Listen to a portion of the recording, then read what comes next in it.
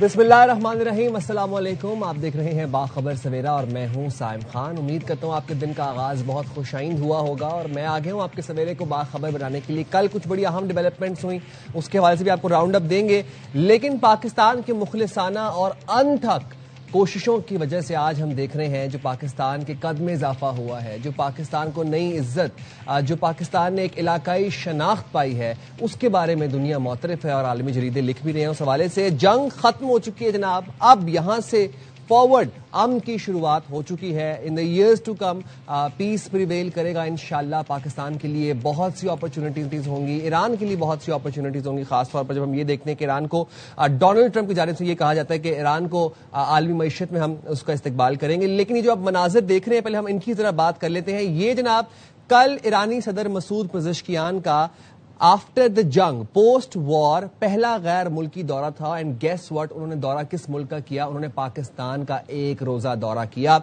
कल ईरानी सदर मसूद पज़ेश्कियान साहब नूर खान एयरबेस पर जब लैंड किए तो उनको रिसीव करने के लिए सदर मुमलिकत आसिफ अली जरदारी, वज़ीर आज़म शहबाज शरीफ, डिप्टी प्राइम मिनिस्टर इसहाक डार साहब, मोहसिन नकवी साहब, आसिफा भुट्टो साहिबा, बिलावल भुट्टो साहब, पूरा वफ्द उनको इस्तकबाल करने के लिए वहां पहुंचा।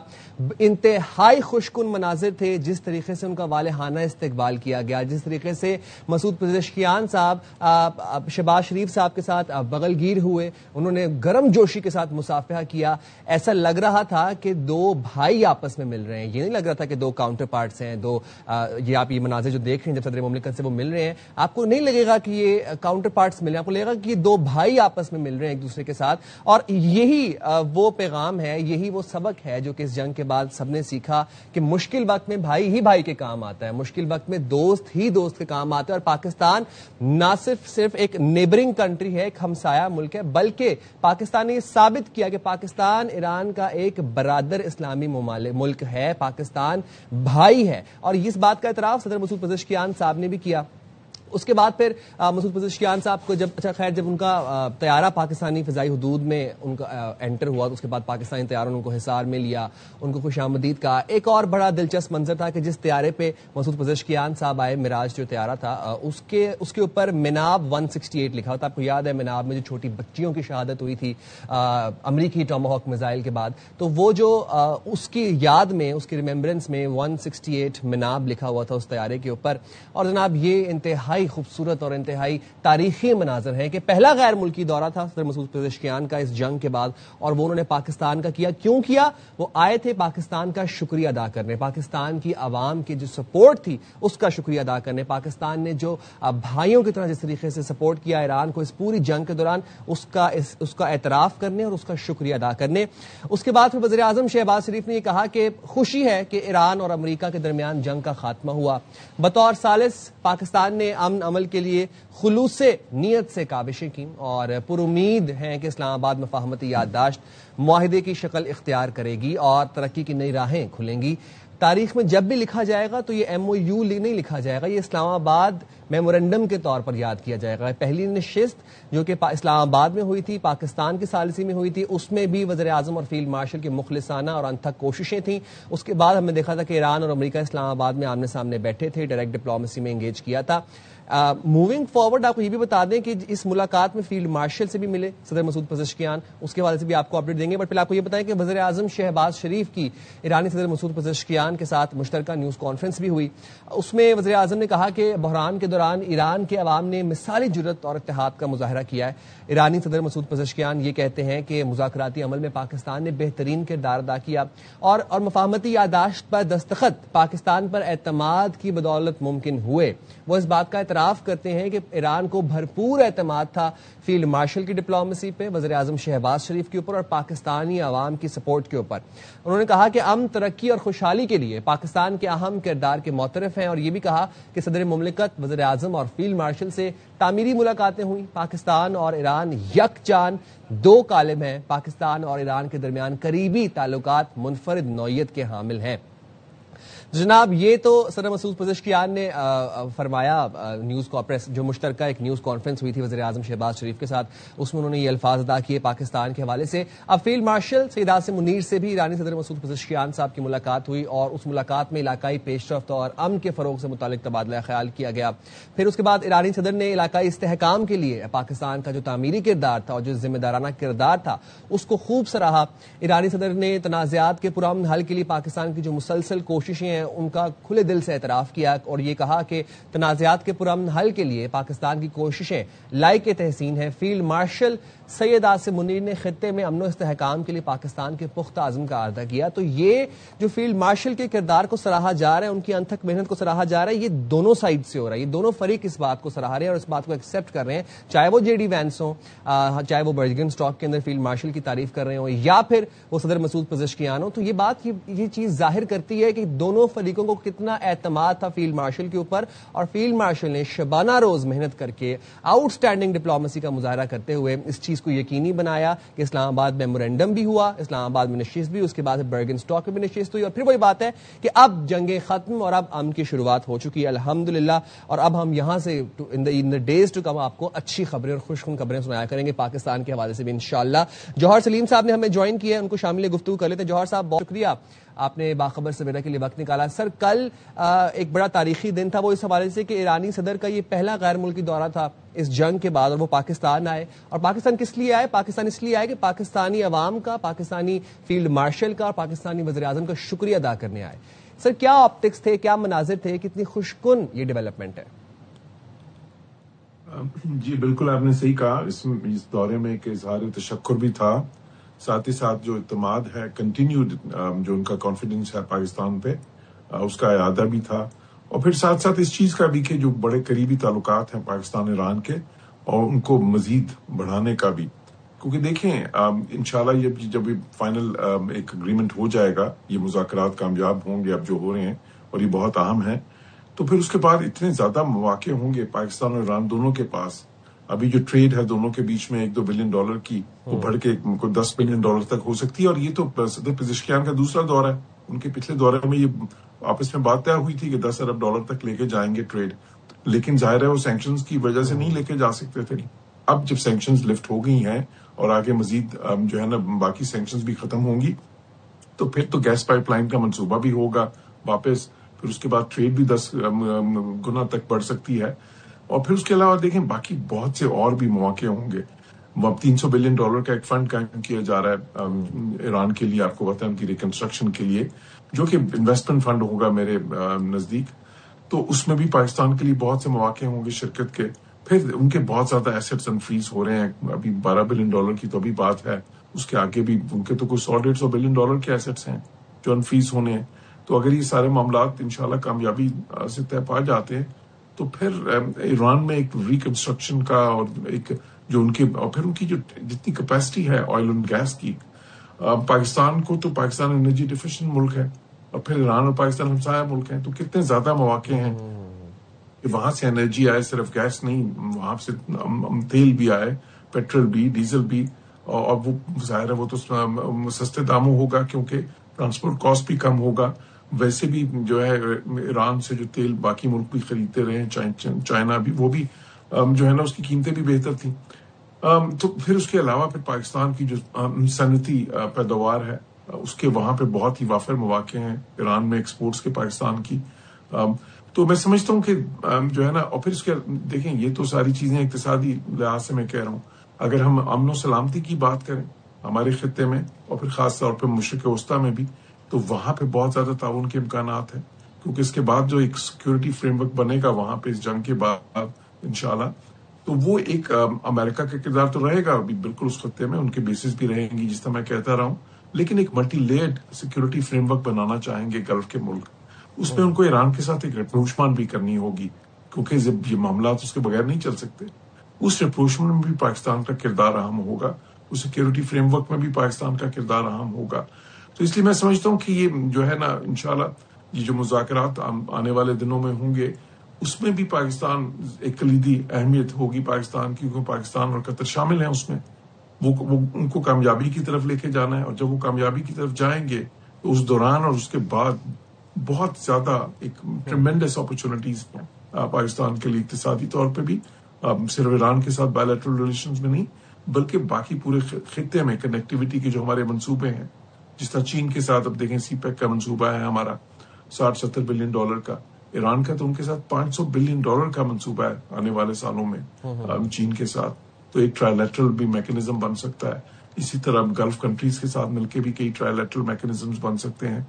تو اس لیے بہت جو ہے نا یہ میں سمجھتا ہوں خوش آئند ہے دورہ، کیونکہ اس میں ایران نے یہ بالکل ساری دنیا کو بتایا ہے کہ پاکستان پہ ان کا اعتماد کس طرح کا ہے اور پاکستان کی کتنی اہمیت ہے ان کے لیے. تو انشاءاللہ جوہر سلیم صاحب، لیکن یہاں پر آپٹکس بڑے میٹر کرتے ہیں. جب اس طرح کی سفارتی دورے ہوتے ہیں، اس میں جو مناظر ہمیں دیکھنے کو ملتے ہیں اس پہ ظاہر ہے پھر بڑی پیچیدہ تجزیے بھی ہوتے ہیں اور اس میں آپٹکس بڑے میٹر کرتے ہیں. کل جو ہم نے آپٹکس دیکھے سر، ایسے لگ رہا تھا کہ دو دوست نہیں، میں کہوں گا دو بھائی آپس میں ملے. جب صدر مسعود پزشکیان ملے وزیر اعظم شہباز شریف سے، یوں لگ رہا تھا کہ دو بھائی آپس میں مل رہے ہیں. اچھا، اور جب یہی سیم مناظر ہم نے دیکھے تھے برگن اسٹاک سے بھی، جب جے ڈی وینس ملے فیلڈ مارشل سے اور انہوں نے جو الفاظ ادا کی، جو تعریفیں کی فیلڈ مارشل کی، میں جاننا یہ چاہ رہا ہوں کہ اب پوری دنیا سر اس بات کا اعتراف کر رہی ہے اور یہ بات بار بار کہہ رہی ہے کہ پاکستان کی وجہ سے پوری ورلڈ میں پیس پریویل کر رہا ہے. پاکستان کے لیے بہت بڑی کامیابی ہے، but Pakistan in the years to come اس کامیابی کو کیپٹلائز کیسے کر سکتے ہیں ان دا ویسٹرن ورلڈ؟ جی بالکل، یہاں ہم بات کی آپ نے. دیکھیں، پاکستان کو بہت سارے سالوں میں پچھلی دہائیوں میں ہندوستان کی طرف سے ایک مسلسل پروپیگنڈے کا سامنا تھا. ڈس انفو لیبس تھیں وہاں پہ، پھر جو ہے نا اس میں ظاہر اسرائیل بھی شامل تھا. پوری ایک جو صہیونی لابی ہے دنیا میں، وہ پاکستان کو کبھی فیلنگ اسٹیٹ کے طور پہ جو ہے نا پروجیکٹ کرنے کی کوشش کرتے تھے، مس پورٹری رادر کرنے کی کوشش کرتے تھے. اسی طرح کبھی وہ بات کرتے تھے یہاں پہ ٹیررزم کی، کبھی بات کرتے تھے اقتصادی طور پہ پاکستان کی جو ہے نا ولنریبلٹیز کی، کبھی ایکسٹریمزم کی. لیکن اب پاکستان کا ایک جو چہرہ دنیا کے سامنے آیا ہے، جو اصل چہرہ ہے، میں کہتا ہوں پاکستان کا جو اصل ہے، جو ہونا چاہیے تھا، جو امیج، ایک ایسا ملک جو کہ پیس میکر ہے، ایک ایسا ملک جو فیکٹر آف اسٹیبلٹی ہے، فیکٹر آف پیس ہے، ایک ایسا ملک جس میں ٹریمینڈس پوٹینشیل ہے. تو ایک ایسا ملک جس کے ساتھ دوسرے ملک تعلقات بنانا چاہتے ہیں، بڑھانا چاہتے ہیں. تو میں سمجھتا ہوں دیکھیے پاکستان کے لیے ایک زبردست یہ موقع ہے اپنے ری برانڈ کرنے کا، کیونکہ آج کل کی دنیا جو ہے نا، دیکھیں کنٹری برانڈز کی دنیا ہے. اب یو اے کا دیکھیں، ان کا کنٹری برانڈ ایسا ہے کہ اس کی وجہ سے پوری دنیا سے انویسٹمنٹ آتی ہے، $100 of billions. ٹورزم آتی ہے پوری دنیا سے. ٹریڈ جو ہے نا، ٹریڈ کا بہت بڑا ہب ہے دنیا میں، حالانکہ وہ خود کچھ اتنی مصنوعات پیدا نہیں کرتے. تو اگر آپ کا کنٹری برانڈ صحیح ہو تو پھر آپ وہ جو انٹرنیشنل جو ٹورزم کا، انٹرنیشنل جو ہے ٹریڈ کا اور انویسٹمنٹ کا، اس لوپ میں آپ شامل ہوتے ہیں اور اسی میں پھر ترقی کے مواقع پیدا ہوتے ہیں.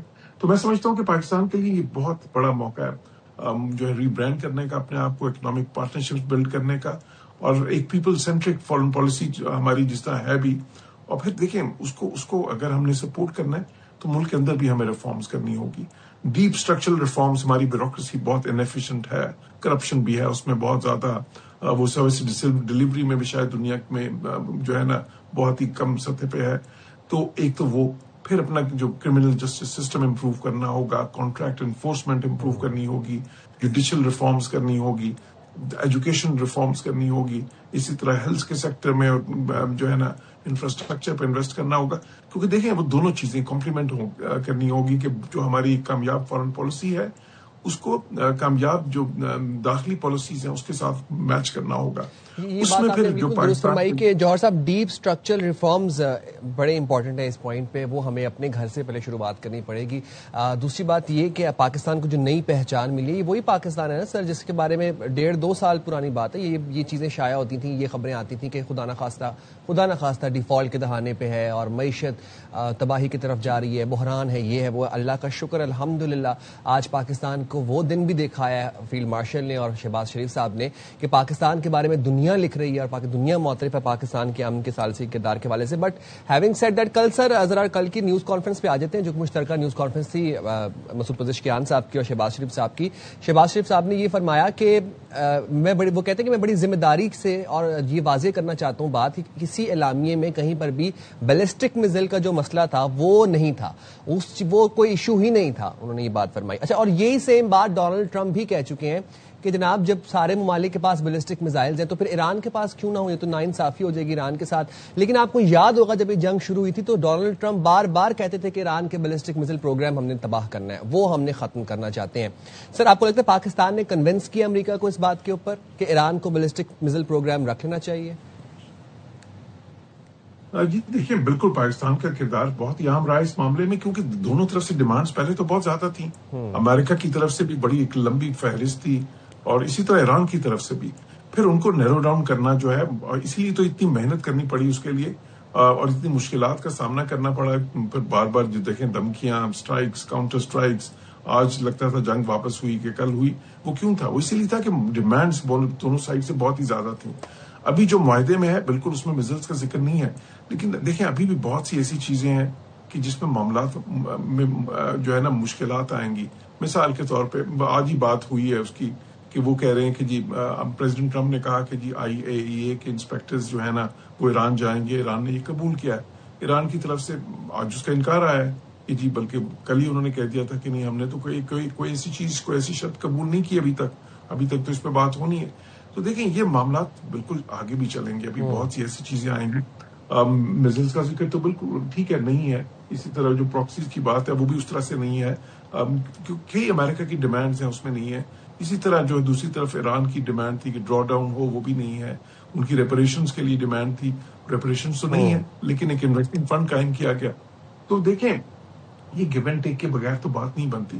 لیکن یہ آپ کی بات بالکل صحیح ہے کہ ان کی جو دونوں سائڈز کی ڈیمانڈز ریشنلائز کرنے میں پاکستان نے بہت ہی زیادہ مدد دی ہے، اور وہ اسی لیے تو آخر میں اتنا مشکل ہو رہا تھا. اس میں پھر پاکستان نے جس طرح کی ڈپلومیسی کی ہائیسٹ لیولز پہ بار بار وزٹ جو ہے ٹاپ لیول پہ ایران کے جو ہو رہے تھے فون پہ، پھر امریکہ سے روز اسی لیول پہ بات ہو رہی ہے، پھر سعودی عرب سے بھی، وہ بھی اہم تھا کیونکہ خلیجی ممالک بھی تو اس میں ایک فریق تھے. پھر چائنا کی تائید ہے، ساتھ ترکیہ سے بھی بات ہو رہی ہے. قطر اس میں بہت بالکل ان کا بھی بڑا اہم رول تھا، اور پاکستان اور قطر کی جو آپس میں کوآپریشن تھی اس سے ایک بڑی سینرجی کریٹ ہوئی. تو اس لیے میں سمجھتا ہوں کہ یہ جو انٹینس ڈپلومیسی تھی یہ اسی کا نتیجہ ہے کہ یہ جو معاملات ہیں اس نہج پہ پہنچے ہیں کہ جہاں پہ آپ کو ایک روڈ میپ ایک بن گیا ہے. اور پھر جب یہ مذاکرات شروع ہوئے MOU کے بعد بھی تو پہلے 1-2 دنوں میں بہت زیادہ پروگرس ہوئی ہے. دیکھیں کتنا وہ ہائی لیول کمیٹی بنی، وہ ڈی کنفلکشن سیل بن، پھر ایک کمیونیکیشن لائن اسٹیبلش ہوئی، بہت ساری جو اس کے نیچے کمیٹیز بنی ہائی لیول کمیٹی کے نیچے، تو تاکہ سائلوز میں کام ہو سکے مختلف چیزوں پہ. اور یہ بھی ضروری تھا کہ ان کو تھوڑا الگ الگ کیا جائے تاکہ ایک چیز دوسرے پہ اس طرح سے نہ ہو.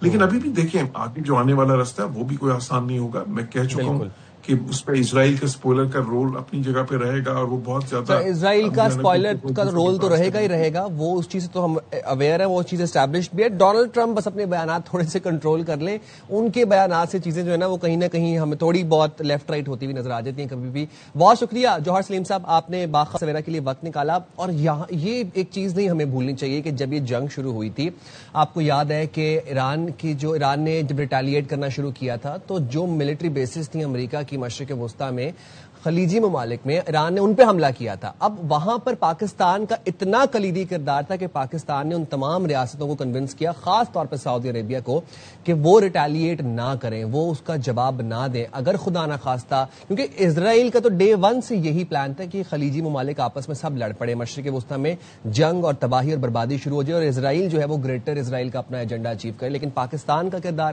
پھر یہاں پر سامنے آیا کہ پاکستان ان تمام ممالک کو ریٹیلیٹ کرنے سے روکا.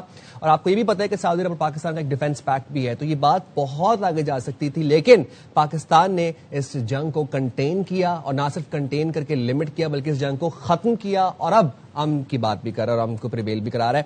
موونگ فارورڈ، یہ تو بات ہو گئی پاکستان کی اور جو دنیا معترف ہے پاکستانی کردار کے بارے میں. لیکن ہمارے پڑوس میں انفارچونیٹلی ہمارے ہمسائے جو ہیں وہ بہت چیخو پکار کر رہے ہیں.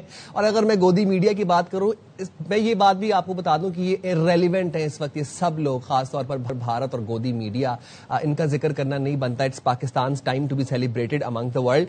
بٹ ہیونگ سیڈ دیٹ، یہ چیخیں نکل رہی ہیں تو یہاں تک آ رہی ہے نا واضح، ہم کیا کریں، ہم مجبور ہو جاتے ہیں رپورٹ کرنے کے لیے. ذرا پہلے آپ کو دکھاتے ہیں، پھر ساتھ ساتھ تبصرہ بھی کریں گے ان کے اوپر. ان کی چیخیں سنیں آپ. पाकिस्तान के सेना प्रमुख थी मुनीर आजकल अमेरिका के सबसे फेवरेट व्यक्ति बन गए हैं, सबसे फेवरेट जनरल बन गए हैं। जेडी वांस ने असीम मुनीर की तारीफ में क्या क्या कहा। उन्होंने कहा कि पिछले 3 महीनों में शायद उन्होंने असीम मुनीर से जितनी बात की है उतनी बात शायद किसी और से नहीं की। जेडी वांस पाकिस्तान के फील्ड मार्शल आसिम मुनीर से कह रहे हैं कि thank you for everything man. Donald Trump कई बार भारत का अपमान करते गए हैं और आज वही अमेरिका पाकिस्तान के फील्ड मार्शल आसिम मुनीर की तारीफ कर रहा है। जेडी वांस से आसिम मुनीर, व्हाट्सअप मैन। वहां की अगर डिप्लोमेसी देखनी है तो यहाँ देख लो। लाल आंख दिखा के नहीं होती भाई डिप्लोमेसी, कोई चांस नहीं है हमारा। असली डिप्लोमेसी ये होती है व्हाट्सअप मैन करके बात हो रही है यहाँ। And America is meant to be our friend, China is also there friend, America is also there friend. हमारा दोस्त कौन है? Afghanistan. Trump and his team has constantly been praising Munir. This is a strategy because it's not just J.D. Vance who is praising Munir. Trump has praised Munir. He has said he is my favorite field marshal. हाल के महीनों में America लगातार पाकिस्तान को अपना करीबी दिखा रहा है। ट्रंप कई बार मुनीर की तारीफ कर चुके। वेंस ने कहा कि मैं पिछले 3 महीनों में शायद ही किसी से इतनी बात की होगी जितनी बातचीत मेरी असीम मुनीर से हुई है। रविवार को वेंस ने पाकिस्तान की तारीफ के पुल बांध दिए। US Vice President J.D. Vance's remarks on his 2 favorite people currently, one Indian, one Pakistani, the reference being to his wife Usha Vance and to Pakistan's Army Chief and Field Marshal Asim Munir, have gone viral. भाई अब गोदी media को मिर्ची लगी तो हम क्या करें। इनकी चीखों की आवाजें यहां तक आ रही हैं और आप चीखें सुन रहे हैं इनकी। ये बात कह रहे हैं कि जनाब पाकिस्तान का दोस्त चीन भी है, पाकिस्तान का दोस्त अमेरिका भी है, पाकिस्तान का दोस्त ईरान भी है अल्हम्दुलिल्लाह।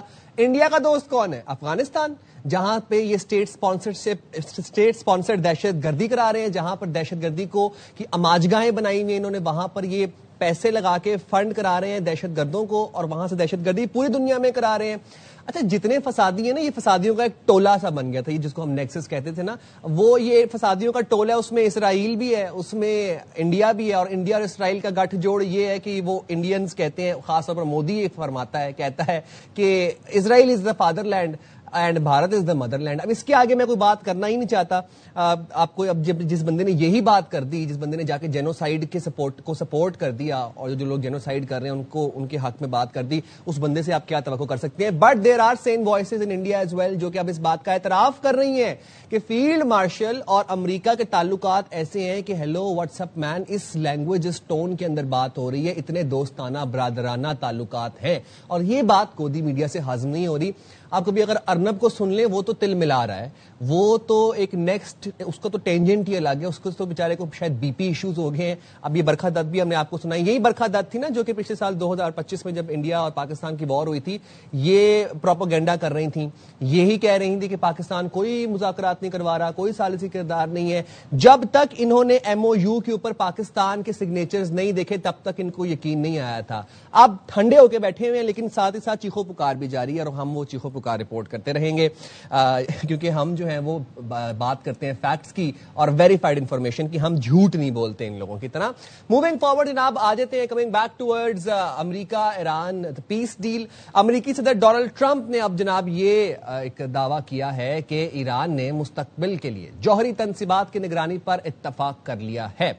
सदर ट्रंप ने ट्रूथ सोशल पर यह लिखा है कि ईरान इस पर मुत्तफिक ना होता तो मजीद कोई बातचीत नहीं होती।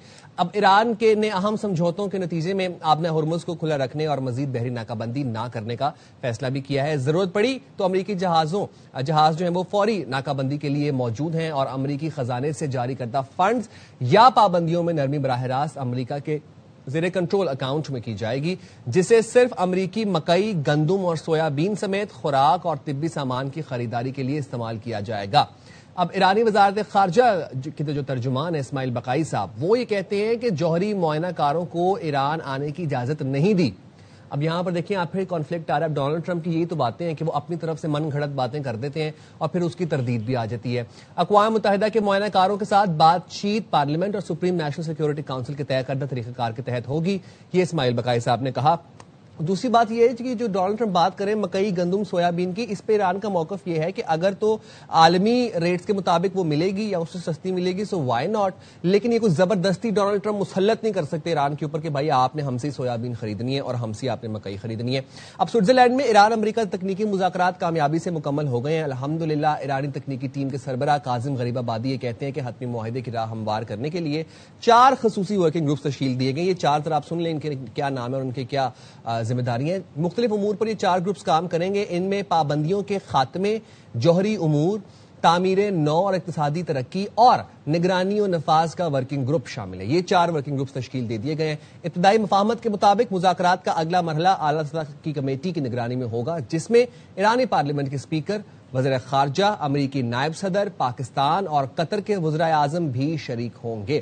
تو یہ اگلا لائحہ عمل بھی ہمارے سامنے آ گیا ہے. بات کر لیتے ہیں جناب ہمارے ساتھ موجود ہیں بریگیڈیئر ریٹائرڈ وقار حسن صاحب، ان کو شامل کر لیتے ہیں.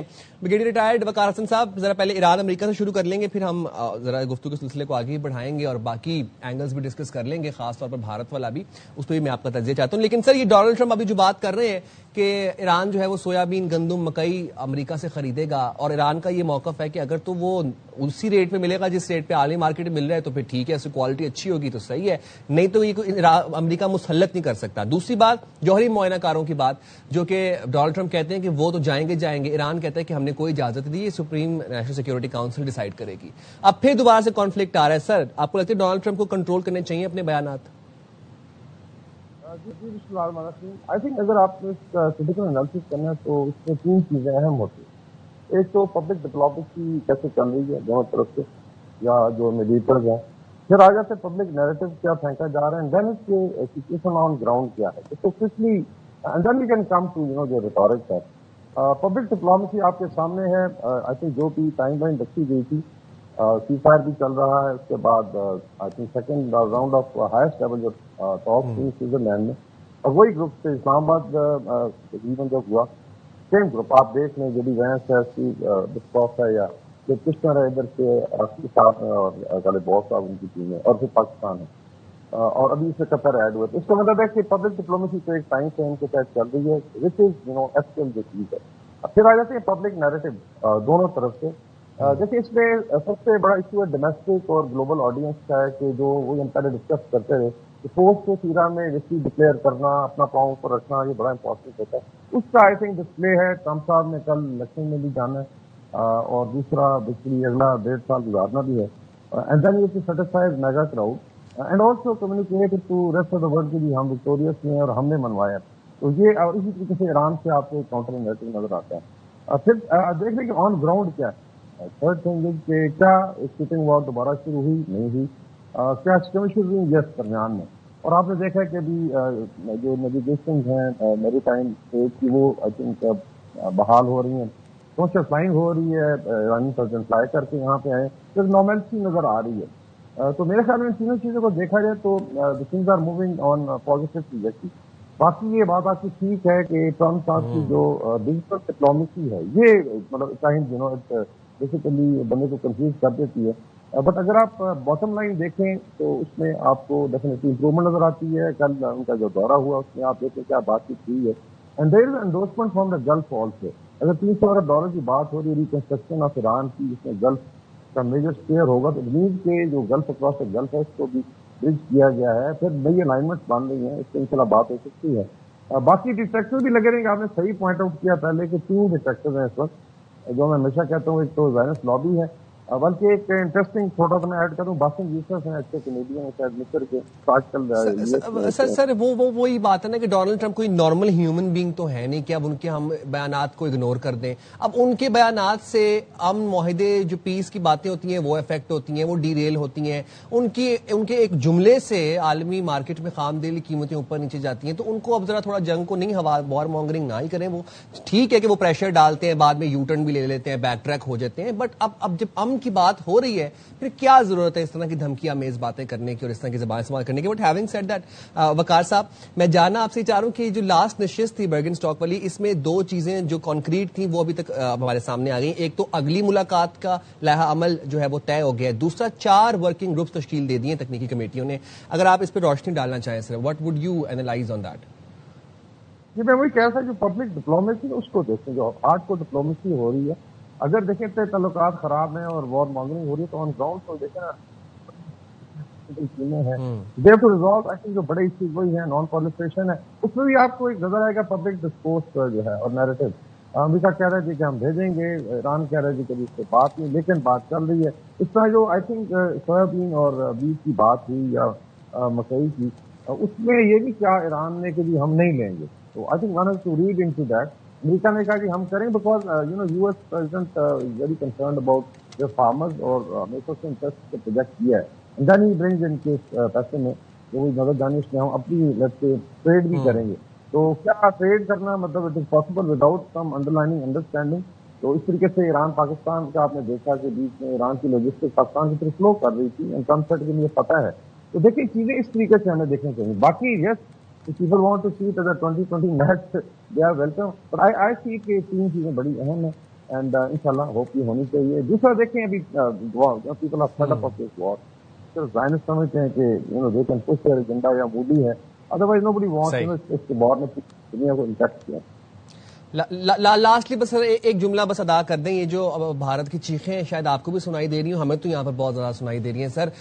تل ملا گئے ہیں اور گودی میڈیا کی اگر میں خاص طور پر بات کروں انتہائی ریلیونٹ ہیں, ان کی بات کرنا بنتا نہیں ہے, بٹ وہ ذکر کر رہے ہیں سر, اور وہ پاکستان کو کیا مطلب وہ اچھے الفاظ میں ذکر کر رہے ہیں, اور وہ اپنی حکومت سے سوال کر رہے ہیں کہ بھائی آپ کا دوست کون ہے, افغانستان ہے آپ کا دوست.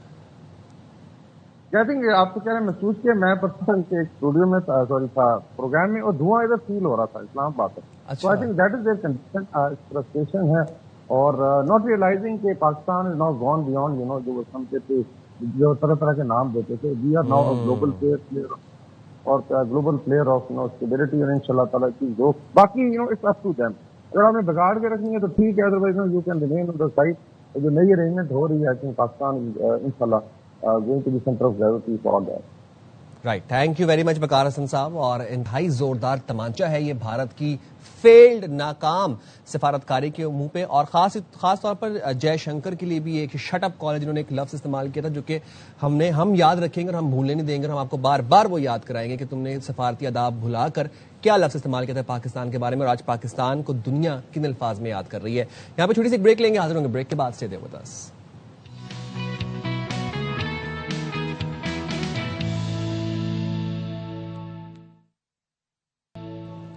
ویلکم بیک جناب. اور یہ 2026 چل رہا ہے, اور 2026 بھی اب کچھ ہی ماہ بعد اپنے اختتام کو پہنچ جائے گا. آدھا سال تو گزر چکا ہے ویسے بھی, لیکن بات میں یہ اس لیے کر رہا ہوں کہ 2026 میں دنیا کہاں سے کہاں پہنچ گئی ہے. اے آئی آ گیا ہے, اے آئی میں اتنی ایڈوانسمنٹس آ گئی ہیں, جدت کی طرف جا رہی ہے دنیا.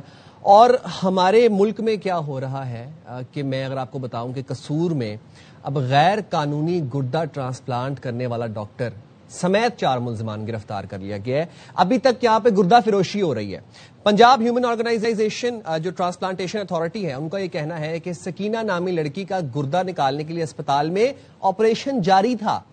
تو ایک لڑکی ہاسپٹل میں آئی, اس کا آپریشن کیا جا رہا تھا, اور آپریشن کس چیز کا کیا جا رہا تھا کہ اس کا گردہ نکال کے اور اس کا گردہ مارکیٹ میں بلیک میں فروخت کیا جائے گا. اسی ڈیوریشن میں محکمہ صحت اور پولیس نے بروقت کارروائی کی اور ملزمان کو گرفتار کر لیا. اب اسپتال کو سیل کر دیا گیا ہے اور ملوث دیگر ڈاکٹرز اور ایجنٹوں کی تلاش کے لیے چھاپے مارے جا رہے ہیں.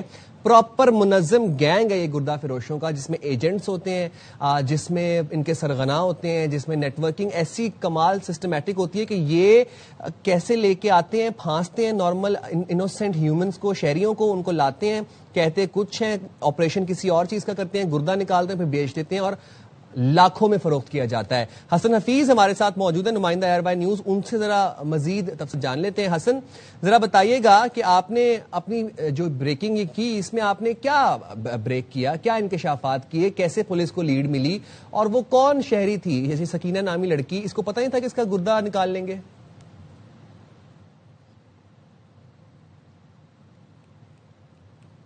جی, یہ غیر قانونی جو گردوں کی ٹرانسپلانٹیشن کرتے ہیں, یہ ایک پورا گینگ ہے سے کام کر رہا ہے, اور یہ خاموش قاتل ہیں جو لوگوں کی زندگیوں سے کھیل رہے ہیں. قصور میں Punjab human organ transplant authority نے پولیس کے ساتھ ہم جو ہے اچھا حسن، ہم آپ کی نا آڈیو ریکارڈ کرنے کی کوشش کرتے ہیں کیونکہ یہ ایک بڑا اہم مسئلہ ہے اور گردہ فروشی غیر قانونی ہی ہوتی ہے، کوئی بھی اس میں یہ لیجیٹمائز نہیں ہے. گردہ ٹرانسپلانٹ کیا جا رہا تھا، یہ ایک کاروبار ہے. اس میں یہ ایک بڑی پریسائز یہ ایک تھیوری ہے. اس میں بلڈ میچ کرنا ہوتا ہے، اس میں یہ کوئی نارمل کمپاؤنڈرز نہیں کر سکتے، یہ کوئی بھی نہیں کر سکتا. یہ ایسے ڈاکٹرز ہوتے ہیں، سرجنز ہوتے ہیں، باقاعدہ کنسلٹنٹ سرجنز ہوتے ہیں، اینستھیزیا کا الگ سے وہاں پر موجود ہوتے ہیں ڈاکٹرز. یہ کیسے ہو گیا اور کسی کو پتہ بھی نہیں ہے. اور جس علاقے میں یہ ہاسپٹل تھا، کیا وہاں پہ لیفٹ رائٹ لوگوں کو، نیبرز کو نہیں پتا تھا کہ یہاں پر گردہ ٹرانسپلانٹ کے نام پہ گردہ فروشی کی جا رہی ہے؟ اور دوسری بات، سب سے اہم بات، قصور ہی سے ہی کیوں اس طرح کے واقعات رپورٹ ہوتے ہیں؟ موسٹ آف دا ٹائمز آپ کو میں اگر فہرست گنوانے بیٹھوں تو رات ہو جائے گی قصور سے کس طرح کے، جب ڈومیسٹک وائلنس کے واقعات، چائلڈ ابیوز کے واقعات، چائلڈ لیبر کے واقعات، اب گردہ فروشی کے واقعات بھی قصور سے رپورٹ ہو رہے ہیں. حسن بتائیے گا. جی حسن.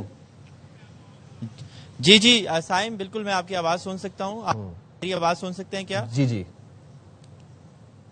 میں سائم، غیر قانونی گردہ فروش اور یہ اپنی طور پر ٹرانسپلانٹ کرنے والے منظم گروپ اپنا کام کر رہا ہے اور یہ خاموش قاتل ہیں جو لوگوں کی زندگیوں سے کھیل رہے ہیں. اس وقت جو محکمہ صحت پنجاب کی ٹیم نے پولیس کے ہمراہ اور Punjab human organ transplant authority مشترکہ کارروائی کیا قصور میں، اور ایک نجی جو ہسپتال تھا وہاں پر یہ کارروائی کے دوران یہ چیز سامنے آئی کہ خاتون سکینہ جس کا گردہ نکالا جا رہا، گردہ ٹرانسپلانٹ کیا جا رہا تھا، تو گردہ نکالا جا رہا تھا اور وہاں پر یہ غیر قانونی عمل جاری تھا، جس دوران محکمے نے، تینوں محکموں نے مل کر چھاپا مارا اور وہاں پر یہ منظم گروپ جس میں سے جو نوید، سید عمار اور شہباز کو موقع سے گرفتار کر لیا ہے، جبکہ ان کا جو مرکزی کردار تھا محمد راشد خان، اس کو لاہور سے گرفتار کیا ہے. یہ سکینہ جو ہے اس وقت چھاپا مارا گیا جب وہ سرجری کا عمل جاری تھا، اور اس دوران چھاپا مار کے جو سکینہ جس کا گردہ جو ہے نکالا جا رہا تھا اس کو سروسز ہسپتال لاہور میں داخل کروایا گیا جہاں پر اس کا علاج جاری ہے. اور جبکہ ان جو گروپ ہے ان کے چاروں جو ملزمان ہیں ان کو گرفتار کر لیا گیا ہے. باقی جو ان کا دیگر گروپ ہے ان کی گرفتاری کے لیے چھاپے مارے جا رہے ہیں. Punjab human organ transplant authority کی طرف سے یہ کارروائیاں ہمیشہ جاری رہتی ہیں اور متعدد دفعہ ایسا ہوا ہے کہ ان جو گینگز ہیں ان کو پکڑا گیا، ان کو گرفتار کیا گیا، لیکن یہ اتنا اسٹرانگ اور بڑا گینگ ہے، مافیا ہے، جو کہ بعد میں جو ہے وہ نہیں، جتنا بھی اسٹرانگ مافیا ہو وہ قانون سے بالا تر نہیں ہو سکتا. میں آپ سے جاننا یہ چاہ رہا ہوں حسن، کارروائیاں تو ہوتی رہتی ہیں، ٹھیک ہے، کریک ڈاؤنز بھی کرتی ہے پنجاب حکومت، چھاپے بھی ہوتے ہیں، تینوں محکمے اپنے کام کر رہے ہیں، لیکن کتنے عرصے سے یہ ہاسپٹل قائم تھا اور کتنے ٹائم سے یہاں پر یہ گردہ فروشی کا کاروبار چل رہا تھا؟ دیکھیں، یہ پہوٹا سے ہماری بات ہوئی تو انہوں نے ہمیں بتایا کہ گزشتہ 2 سال سے یہ ہسپتال میں اس طرح کی کارروائی عمل میں آ رہی تھی، لیکن جو ان کی مخبر کی اطلاع نے کی وجہ سے یہ چھاپا مارا گیا اور کئی عرصے سے یہ کام جاری تھا. اچھا، یہ انہوں نے یہ بھی انکشاف کیا کہ صرف یہی ہسپتال ہی نہیں بلکہ ان ہسپتالوں کو بھی کریک ڈاؤن جاری ہے جو انہوں نے بیسیکلی کمیشن طے ہوتی ہے ہسپتال مینجمنٹ سے، جو پرائیویٹ ہسپتال ہوتی ہے کہ آپ کو اتنے % دیا جائے گا. تو ایک ہسپتال ہی نہیں ہے، یہ منظم گروپ جو ہے وہ مختلف ہسپتالوں کے جو پرائیویٹ ہسپتال جو چھوٹے چھوٹے گلی محلوں میں کھلے ہوتے ہیں جن کے خلاف جو ہے وہ کارروائیاں بھی کی جاتی ہیں. حسن، مجھے ایک بات بتائیے، آج ایک بات میں سمجھنے کی کوشش کر رہا ہوں، یہ اس طرح کے واقعات موسٹ آف دا ٹائمز قصور ہی سے کیوں رپورٹ ہوتے ہیں؟ چاہے وہ چائلڈ ابیوز کا معاملہ ہو، چاہے وہ چائلڈ پورنوگرافی کا معاملہ ہو، چاہے وہ وومن وائلنس کا معاملہ ہو، چاہے وہ ہراسمنٹ کا معاملہ ہو، چاہے وہ خواتین کو دیکھ کے عجیب و غریب حرکتوں ویڈیو سوشل میڈیا پہ آتی ہیں، ہم دیکھتے ہیں، دل دکھتا ہے، اتنے دل خراش. اب گردہ فروشی کا معاملہ بھی، یہ قصور میں اتنی لاقانونیت کیوں ہے؟ دیکھیں، قصور میں بالکل آپ کی بات اچھی بہترین نشاندہی آپ نے کی ہے. متعدد واقعات جو کرائم سے ریلیٹڈ ہوں، کوئی بھی جو ریپ سے ریلیٹڈ ہو تو قصور سے ہی رپورٹ ہوتا ہے. بیسیکلی جو یہ کام ہے پولیس کا، پولیس قصور میں اگر دیکھا جائے تو اس طرح سے متحرک نہیں ہے جس طرح سے دیگر شہروں میں ان کا فوکس ہے. قانون نافذ کرنے والے ادارے اس طرح سے وہاں پر کام نہیں کر رہے ہیں جس طرح دیگر شہروں میں، جس میں بڑے شہر آتے ہیں، لاہور ہو گیا، فیصل آباد اور ملتان اور اس طرح کی، ان کا فوکس ان بڑے شہروں پہ ہے۔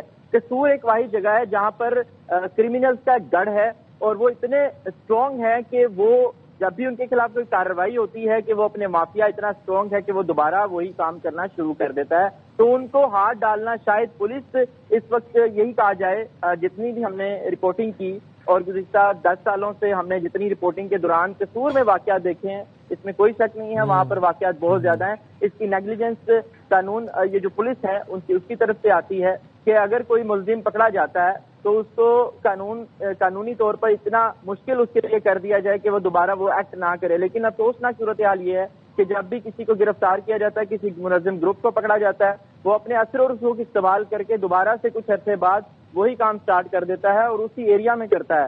تو یہ ایک افسوسناک صورتحال قصور میں ہے کہ وہاں پر پولیس کو کہ جو وہاں پر ایکشنز ہیں یا پولیس کی جو کارروائیاں ہیں وہ اس طرح سے نہیں ہوتی ہیں جو دوسرے شہروں سے کی طرح کی جاتی ہیں۔ تو یہ بھی ایک افسوسناک واقعہ انہی کا ہے۔ بہت شکریہ حسن حفیظ، آپ ہمیں رپورٹ کر رہے تھے اور وہ بھی یہی کہہ رہے تھے حسن بھی کہ ان کی بھی جتنی بھی ان کا کریئر ہے کرائم رپورٹنگ کے اندر، وہ یہ بتا رہے تھے کہ اس طرح کے کرائمز قصور سے کیوں رپورٹ ہوتے ہیں۔ اور دوسری بات یہ ہے کہ اب تو قصور وہ قصور رہا بھی نہیں، اب تو قصور بھی لاہور کا ہی پارٹ لگتا ہے، جتنا ایکسیسیبل قصور ہو گیا ہے، اتنی وہاں پہ تعمیرات ہو گئی ہیں اور اتنی ایزیلی ایکسیس ہو سکتا ہے، 25 منٹ میں آپ لاہور سے قصور پہنچ جاتے ہیں۔ کیوں وہاں پہ یقینی نہیں بنایا جاتا کہ کریک ڈاؤن تو ٹھیک ہے، اس کے بعد امپلیمنٹیشن وہاں پہ کیوں نہیں کی جاتی، کیوں وہاں سے اس طرح کے واقعات رپورٹ ہوتے ہیں؟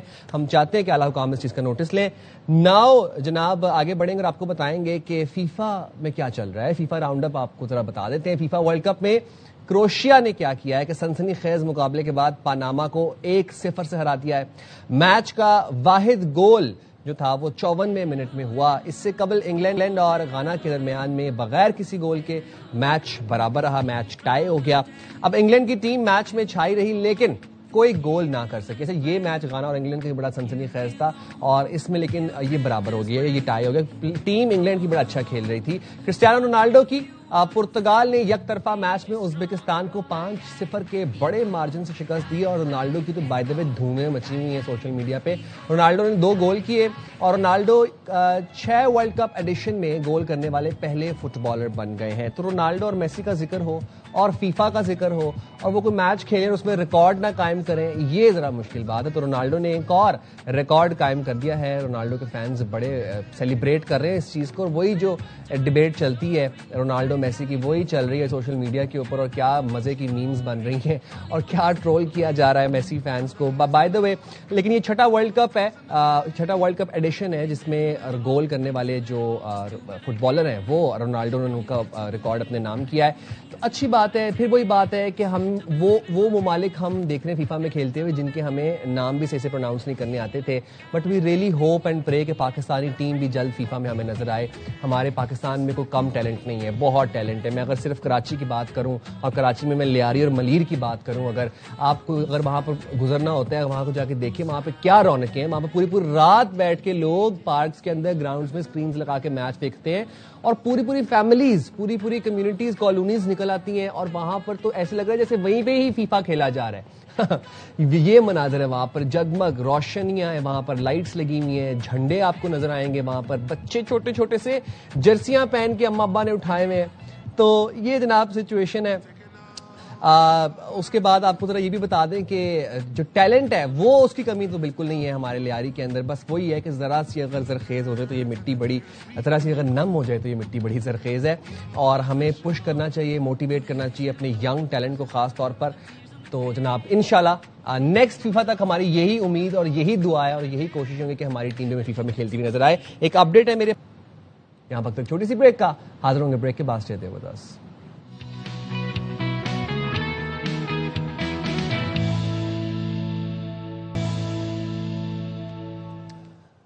अस्सलाम वालेकुम, welcome back to बाखबर Savera. Your watching ARY news. और अब जरा अपने डोमेस्टिक मसाइल भी थोड़े से डिस्कस कर लेते हैं। डोमेस्टिक पॉलिटिक्स में क्या चल रहा है पाकिस्तान की सियासत में।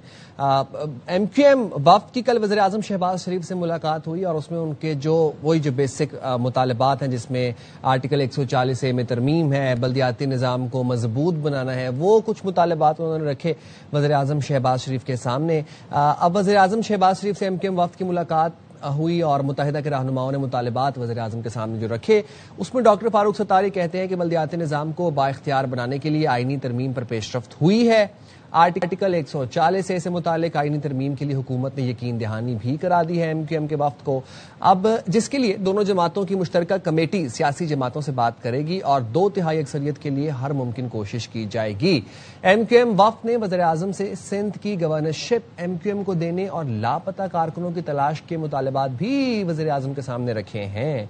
अच्छा जी, बात कर लेते हैं। हमारे साथ मौजूद हैं अमीनुल हक साहब, जो कि रहनुमा MQM पाकिस्तान भी हैं, उनसे ये सब चीजें क्लियर कर लेते हैं। अमीनुल हक साहब, बहुत शुक्रिया आपने बाखबर सवेरा के लिए वक्त निकाला। पहले तो जो कल मुलाकात हुई MQM वफ्द की वज़ीर आज़म शहबाज शरीफ के साथ, उसका जरा कुछ खदो खाल बताइएगा, मुलाकात का अहवाल बताइएगा। हाँ साहब, कल की मुलाकात वज़ीर आज़म से बड़ी अच्छी रही है। अच्छी बात ये थी कि हम ये देखते हैं कि प्राइम मिनिस्टर साहब के साथ डिप्टी प्राइम मिनिस्टर साहब और फिर उनकी टॉप लीडरशिप एहसन इकबाल, राना सनाउल्लाह और तौकीर शाह, ये तमाम लोग, बल्कि इनफैक्ट लॉ मिनिस्टर साहब भी मौजूद थे, MQM की टॉप लीडरशिप मौजूद थी। फिर हमारी जो मुलाकात है पिछली मुलाकातों का तसलसल था। हमारा क्या मुतालबा था, हम चूँकि MQM पाकिस्तान शहरी सिंध की सबसे बड़ी सियासी पार्टी है और सिंध की दूसरी बड़ी सियासी पार्टी है, तो हमारा मुतालबा ये था कि आर्टिकल 140A के हवाले से था। सैम, सबसे बड़ी अच्छी बात है कि आपको ध्यान में रखना चाहिए कि आज से 10 साल पहले तक जब MQM आर्टिकल 140A की बात करती थी, लोकल गवर्नमेंट के पावर को डिवॉल्व करने की बात करती थी, तो पूरे पाकिस्तान के MQM पाकिस्तान से अकलौती आवाज़ थी। लेकिन अल्हम्दुलिल्लाह MQM की कोशिशों और काविशों की बदौलत अब पाकिस्तान मुस्लिम लीग नून भी इसमें शामिल हो गई है, काफ लीग भी शामिल हो गई है, IPP भी इसमें शामिल हो चुकी है। और कल हमने इसी बात पर जोर दिया कि ये MQM का देखे सोचने की बात यह है कि कराची हैदराबाद में MQM का कोई काउंसलर भी नहीं है, क्योंकि हमने इलेक्शन बायकट किया हुआ है। इसका फवायद आम आदमी को पहुंचेगा। कराची से लेकर लाड़काना, लाड़काना से लेकर कोयटा, कोयटा से लेकर पेशावर, इन तमाम लोगों को फायदा पहुंचेगा। तो अच्छी बात की थी कि प्राइम मिनिस्टर ने हमारी बात सुनी और इसमें सबसे बड़ी बात है कि पेशरफ्त हुई है। पेशरफ्त क्या हुई है कि बाकायदा ये फैसला हुआ कि अब इस चीज को आगे बढ़ाने के लिए एक 4 रुकनी MQM की तरफ से, 4 रुकनी पीपल्स पार्टी की तरफ PMLN की तरफ से कमेटी बनाई जाएगी, जो तमाम सियासी पार्टियों के साथ, पीपल्स पार्टी हो, PTI हो, JUI हो, अवामी नेशनल पार्टी हो, IPP हो, काफ लीग हो, इन तमाम सियासी पार्टियों से मुलाकात करके आगे की तरफ पेशरफ्त करेगी। अच्छी बात साहब यह है कि MQM पाकिस्तान ने ऑलरेडी आर्टिकल 140A के हवाले से एक बिल जो कौमी असेंबली में पेश किया हुआ था आज से तकरीबन 2 साल पहले, ये बिल जो है ऑलरेडी स्टैंडिंग कमेटी के अंदर मौजूद है। हम चाहते थे कि स्टैंडिंग कमेटी के अंदर जो बिल है इसमें एक पाकिस्तान पीपल्स पार्टी भी ऑन बोर्ड हो जाए, साथ साथ के PMLN भी ऑन बोर्ड, MQM ऑलरेडी इसके साथ है। तो हमें इस बात की उम्मीद है कि यस, जो आवाज जो जद्दोजहद MQM ने आज से 10 साल पहले शुरू की थी, अब अल्हम्दुलिल्लाह आगे की तरफ बढ़ता जा रहा है। हमें होपफुल है कि अगले चंद महीनों के अंदर एक मुश्तरका लाएहमल तय हो जाएगा और इंशाअल्लाह ताला हम इसे पार्लियामेंट में पेश करके पास कराएंगे। ये तो बिल जो स्टैंडिंग कमेटी में है, ये तो आप ये दो साल से है, और जो MQM की दरीना मुतालबात है जिसमें आर्टिकल 140A है बल्दियाती निज़ाम को मजबूत बनाने के हवाले से, ये दरीना मुतालबात 26वीं तरमीम में भी थे, 27वीं तरमीम में भी थे, तब भी यकीन दहानियां करवाई गई थी अमीनुल हक साहब MQM को वफाकी हुकूमत की जानिब से, PMLN की जानिब से। लेकिन इन मुतालबात में एक मुतालबा ऐड भी हुआ है, वो मुतालबा है सिंध की गवर्नरशिप का। वो अब MQM का ये मुतालबा है कि सिंध की गवर्नरशिप वापस की जाए MQM को। सर, ये इस पर थोड़ी रोशनी डालिएगा। सैम, देखिए, जैसे मैंने कहा कि शहरी सिंध की MQM सबसे बड़ी पार्टी है और सिंध की दूसरी बड़ी सियासी पार्टी है। तो MQM का मुतालबा है कि जो गवर्नरशिप है वो शहरी सिंध की जो अवाम है उनका हक बनता है, और इसीलिए हमने प्राइम मिनिस्टर साहब के सामने ये बात, बट उस पर तो एक फॉर्मूला तय हुआ है ना पीपल्स पार्टी का और PMLN का। देखिए, आपने जब ये बात की कि पीपल्स पार्टी और PMLN की बात तय हुई थी, उससे पहले आपको याद है जब PDM बनने जा रही थी, PDM 1 बनने जा रही थी, तो गालिबन मुझे याद है कि 1 अप्रैल का दिन था اور غالباً دن کے 2 بجے ایم کیو ایم پاکستان نے پریس کانفرنس کی تھی. شہباز شریف صاحب موجود تھے, بلاول بھٹو صاحب موجود تھے, مینگل صاحب موجود تھے, فضل الرحمان صاحب موجود تھے.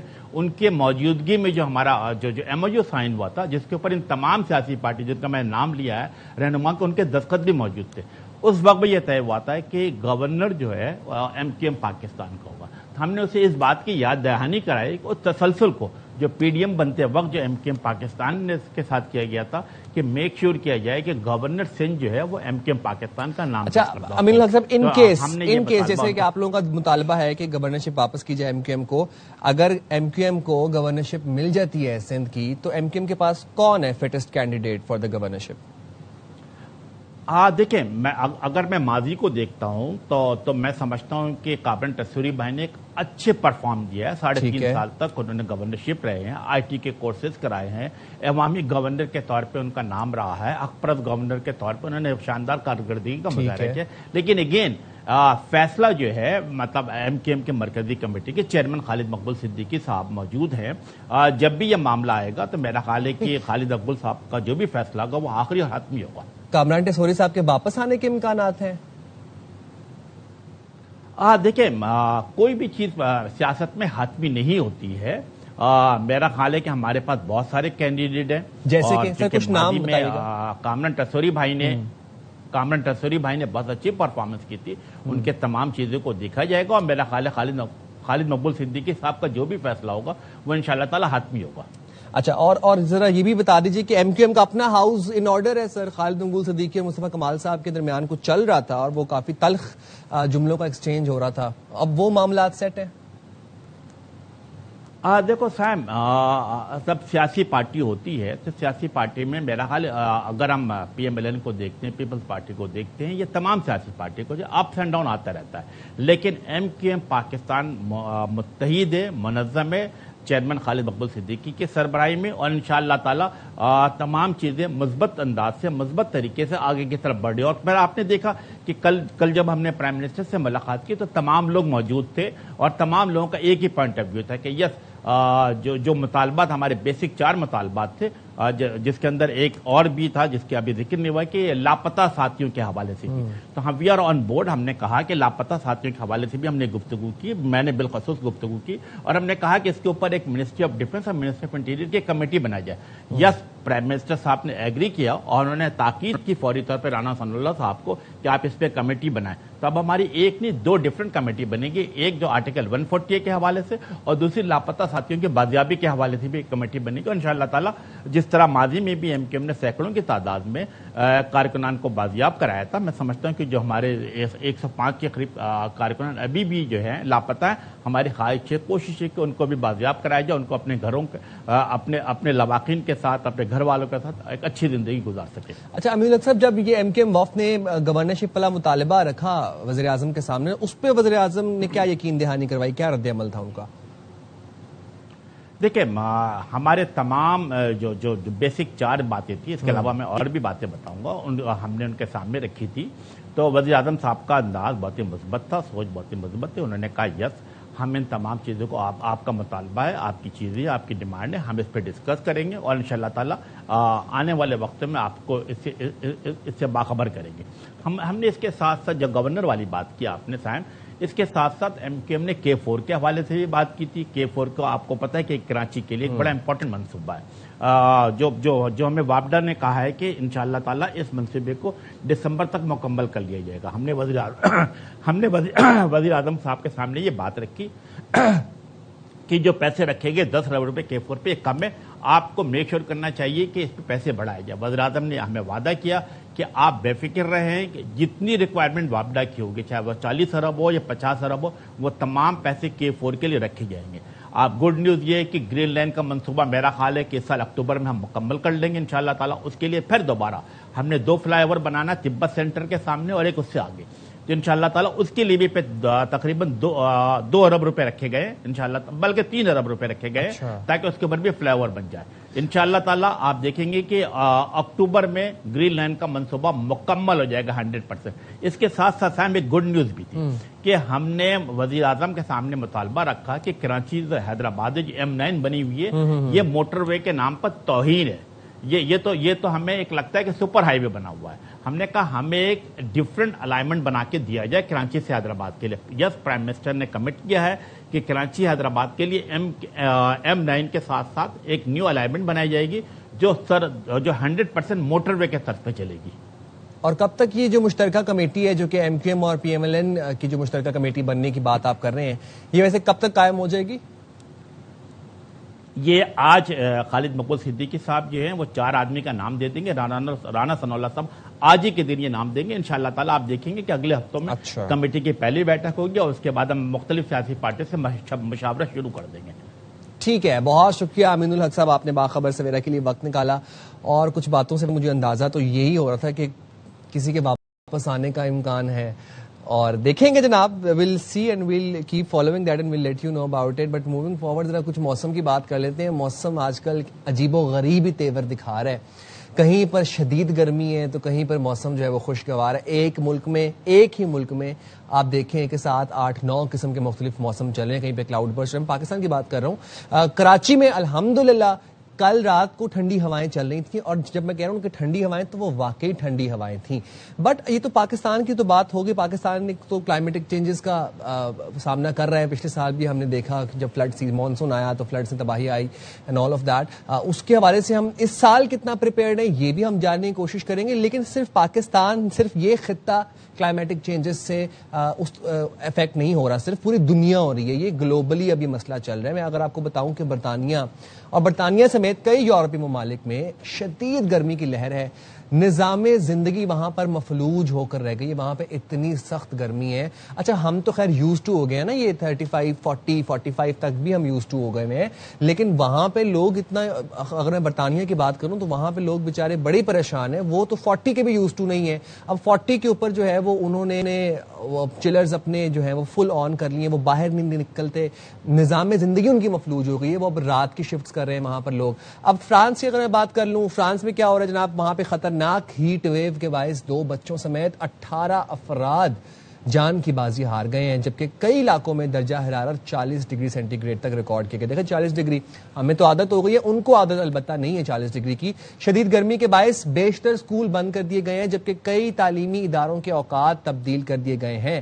اب گرمی کے اثرات جس طرح ہم دیکھ رہے ہیں کہ لوگوں کی زندگیوں میں پڑ رہے ہیں, اسی طرح ہی ٹرانسپورٹ کے نظام پر بھی پڑ رہے ہیں. متعدد ٹرین سروسز معطل کرنا پڑ رہی ہیں. انگلینڈ اور ویلز میں اگر میں بات کروں, وہاں پر ریڈ وارننگ جاری کر دی گئی ہے, ہیٹ الرٹ جاری کر دیا گیا ہے. اسپین کی اگر میں بات کروں تو وہاں پر بھی شدید گرمی پر ہائی الرٹ جاری کر دیا گیا. اسی طرح اٹلی اور بیلجیم سمیت تمام یورپی ممالک میں شہریوں کو احتیاطی تدابیر اختیار کرنے کی ہدایت کر دی گئی ہے. یہ سچویشن ہے. پاکستان کی صرف بات اگر میں کروں تو پاکستان کی تو ہو ہی رہا ہے نا, پچھلے سال سے ہم دیکھا, 2-3 سالوں سے ہم دیکھ رہے ہیں. لیکن اب یہ پوری دنیا شدید متاثر ہو رہی ہے. اور یہ پھر اس میں وہی ایک ہیومن فیکٹر بھی ہے کہ ہم نے خود بھی چھیڑ چھاڑ کی ہے موسم کے ساتھ. درخت ہم نے کاٹے ہیں, ہم نے ریپڈ اربنائزیشن کی ہے, ڈیفارسٹیشن ہم کرتے نہیں, ہم ری پلانٹیشن نہیں کرتے ہم.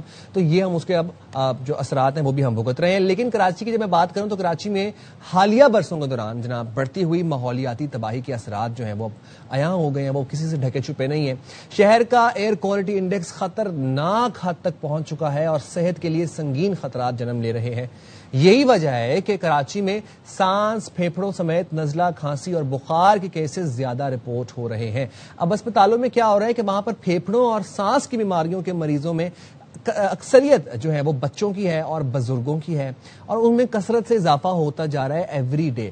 کراچی میں جگہ جگہ کھدائی دیکھی جاتی ہے. آپ دیکھتے ہیں کہ ہر جگہ کہیں پہ کنسٹرکشن چل رہی ہے, کہیں پہ ویسی کچرا کنڈیاں بنی ہوئی ہیں جس کا دل کر رہا ہے وہاں پہ کچرا جا کے ڈمپ کر رہے ہیں.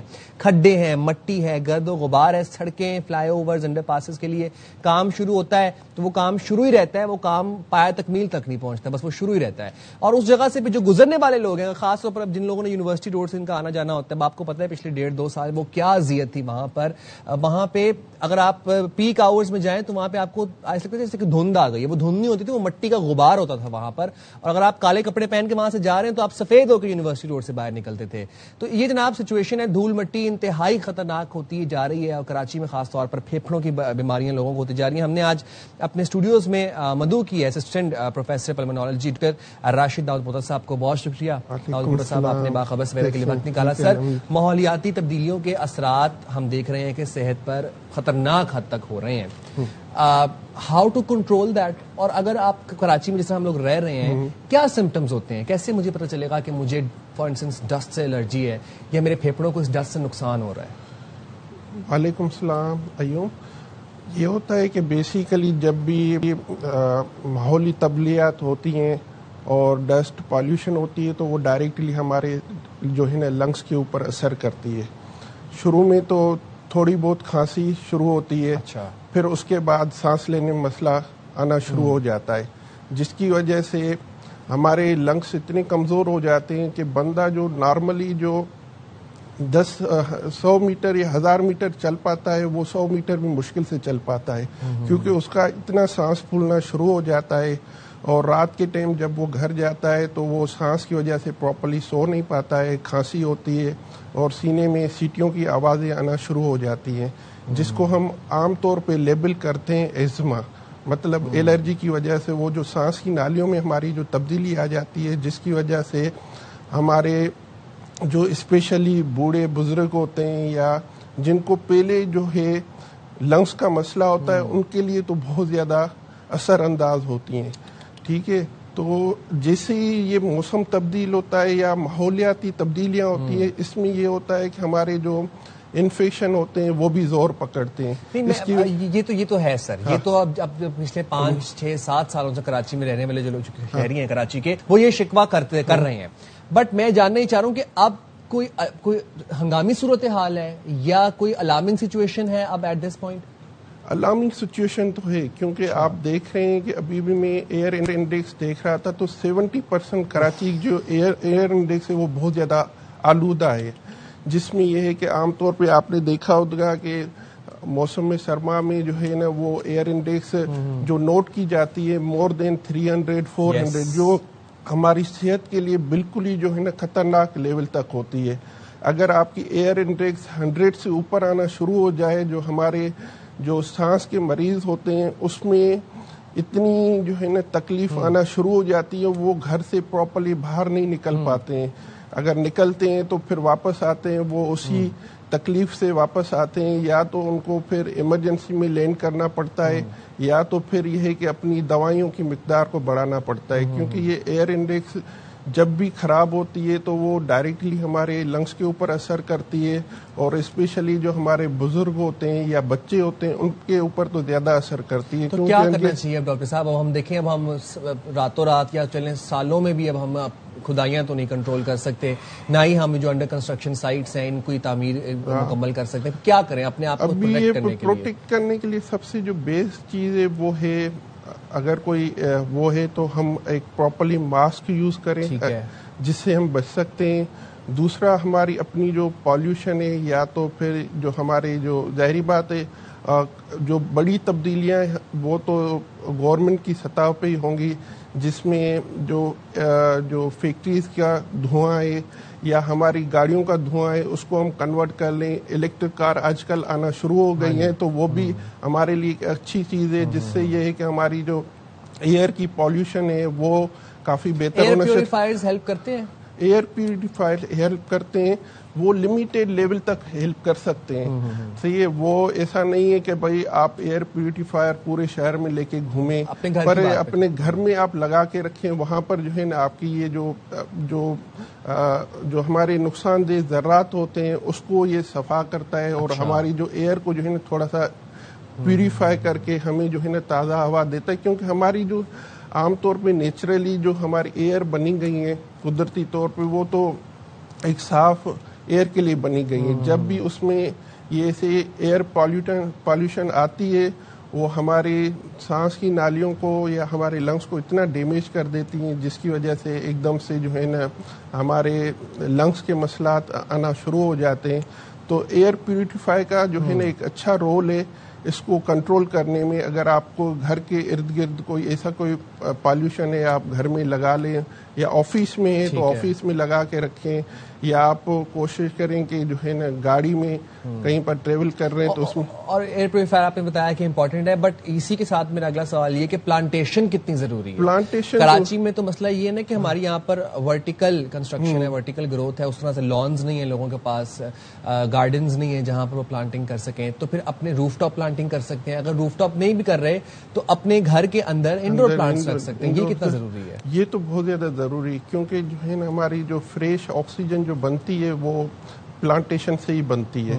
वो अगर फ्रेश नेचुरल जो ऑक्सीजन है अगर हमारी वो रिप्लेस होती रहेगी हमारी जो प्लांटेशन है, तो हमारी जो एयर है वो साफ रहेगी। सही है, जिससे ये है कि हमारी जो आराम से हम जो है ना आराम से सांस ले सकते हैं, हम अपनी ऑक्सीजन को प्रॉपर्ली मेंटेन कर सकते हैं, हम अपने लंग्स को।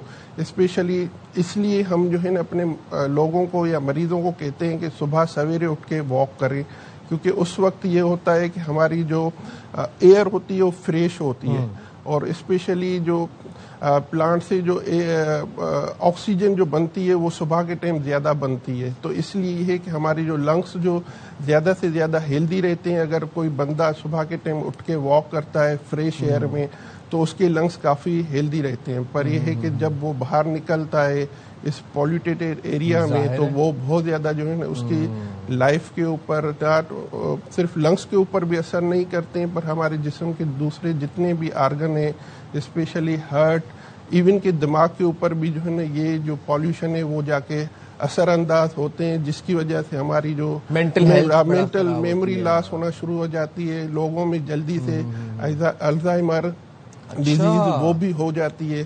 तो ये जो है ना अल्जाइमर तक बात पहुंच जाती है, अल्जाइमर तक बात पहुंच जाती है। देखें, सुन लें आप लोग। ठीक, बहुत शुक्रिया डॉक्टर साहब, आपने बाखबर सवेरा के लिए वक्त निकाला।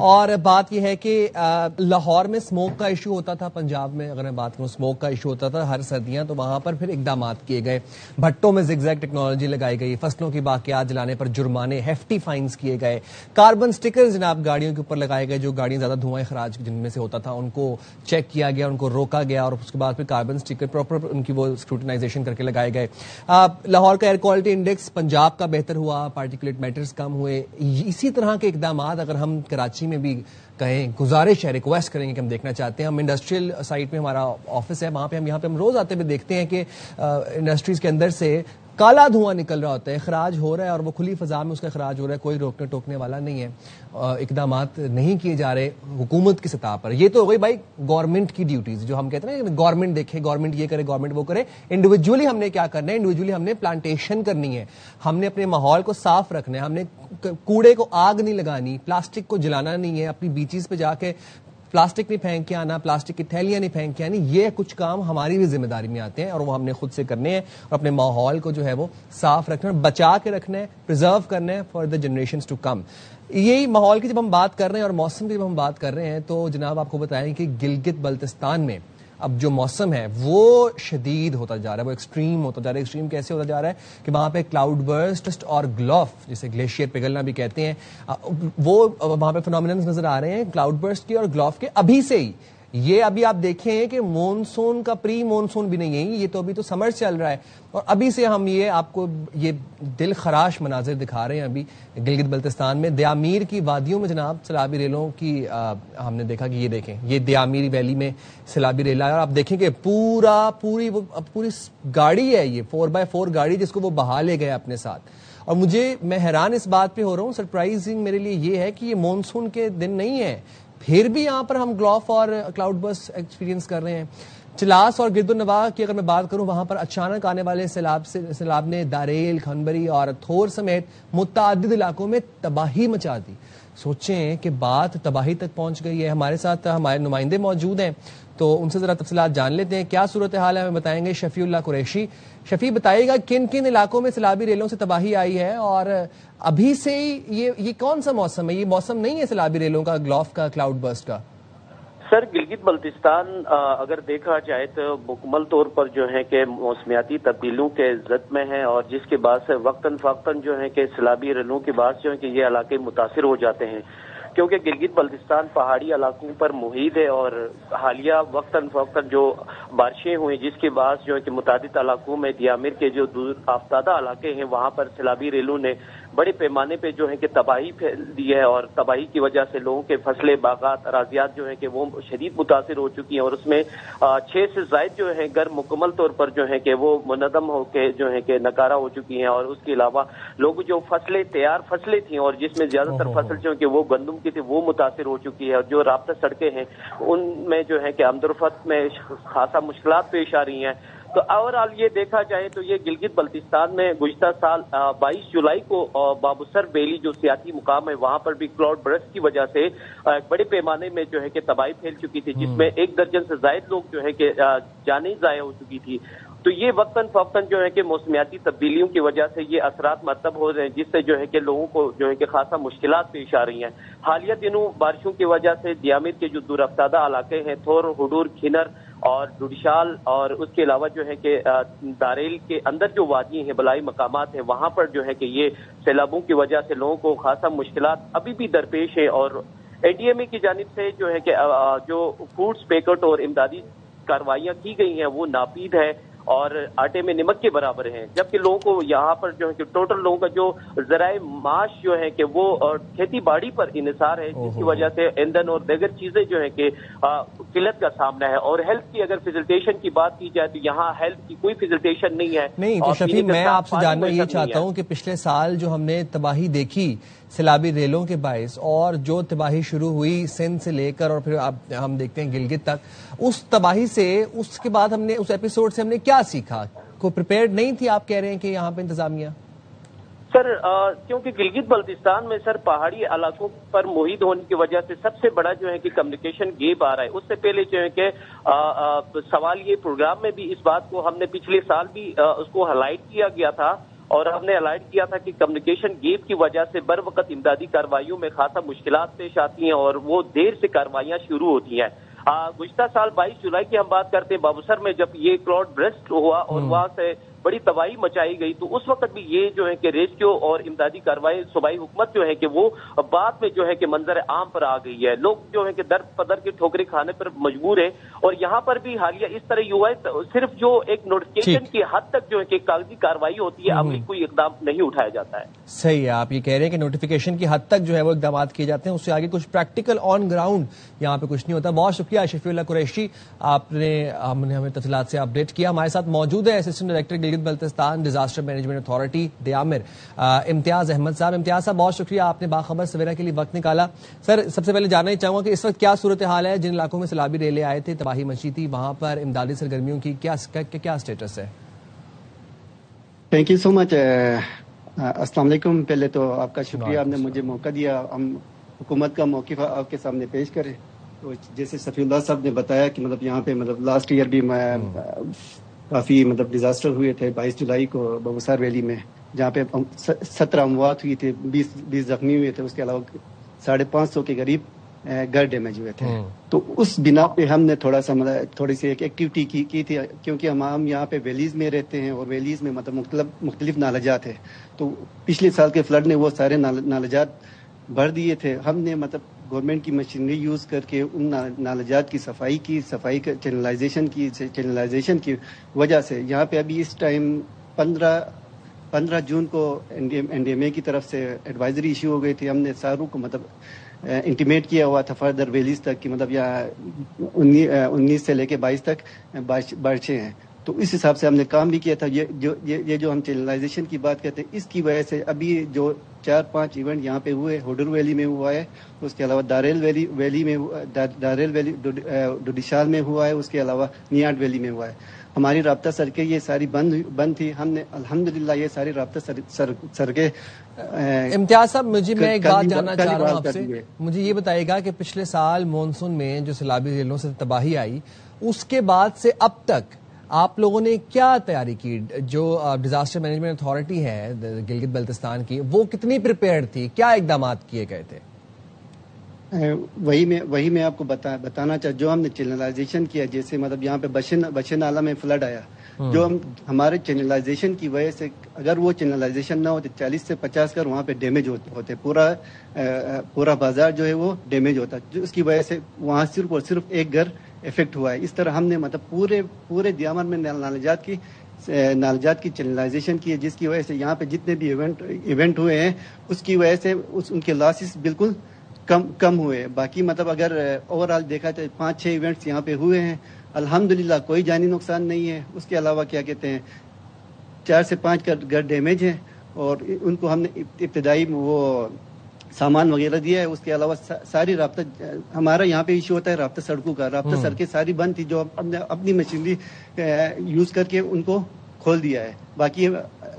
باقی جو بھی مطلب اسسمنٹ ابھی جاری ہے، جو بھی ہوگا مطلب نیٹ اسسمنٹ کے ذریعے. یہ بتائیے کہ امدادی کارروائیاں جو ریسکیو سرگرمیاں ہیں وہ کہاں تک پہنچی ہیں، ان کا کیا سٹیٹس ہے؟ دوسرا یہ بھی بتا دیجیے کہ جو جس طرح خیمے ہوتے ہیں، خوراک ہے، اور جو دیگر سامان ہے، اشیاء خور و نوش ہے، ان کی فراہمی کا عمل کہاں تک پہنچا ہے؟ جو ہمارے 6 گھر ڈیمیج تھے، ہم نے ان کو خیمے بھی پہنچا دیے ہیں، راشن بھی پہنچا دیے. جو ہمارا مطلب پیکج ہوتا ہے وہ سارا ہم نے پہنچا دیا ہے. باقی جو زمینیں نقصان ہوئی ہے، مطلب 100 سے 150 کنال کے فصلات، مطلب ان کی اسسمنٹ جاری ہے، ان کو مطلب ہم آگے بھیج دیں گے اسسمنٹ کر کے. یہ بھی بتا دیجئے کہ اچانک جو سیلاب آیا، ابھی تو سیزن بھی نہیں ہے، مانسون بھی نہیں ہے، یہ کلاؤڈ برسٹ کی وجہ سے آیا؟ یہ کلاؤڈ برسٹ کی وجہ سے، لائٹننگ اور کلاؤڈ برسٹ دونوں کی وجہ سے. کہیں پہ کلاؤڈ برسٹ ہوا ہے، کہیں پہ لائٹنگ ہوئی ہے. اچھا، کہیں پہ کلاؤڈ برسٹ ہوا ہے، کہیں پہ لائٹ. ٹھیک ہے، بہت شکریہ امتیاز صاحب، آپ نے باخبر سویرا کے لیے وقت نکالا. اور سچویشن یہ ہے کہ ابھی پھر وہی بات ہے کہ ابھی سے ہی ہم دیکھ رہے ہیں کہ تباہی لفظ بولتے ہوئے اب مجھے افسوس ہوتا ہے، کیونکہ ہم یہ سیم پیٹرن، یہ سیم چیزیں ایکسپیرینس کر چکے ہیں پچھلے سال مانسون کے سیزن کے اندر، اور انتہائی تباہی ہم نے دیکھی تھی. اور یہی باتیں تب بھی رپورٹ ہو رہی تھی کہ جو زرخیز زمین ہے اس کا نقصان ہوا ہے، فصلیں تباہ ہو گئی، مویشی بہہ گئے. اور اب پھر سے تو مانسون بھی نہیں آیا، پہلے سے خبریں آنا شروع ہو گئی ہیں.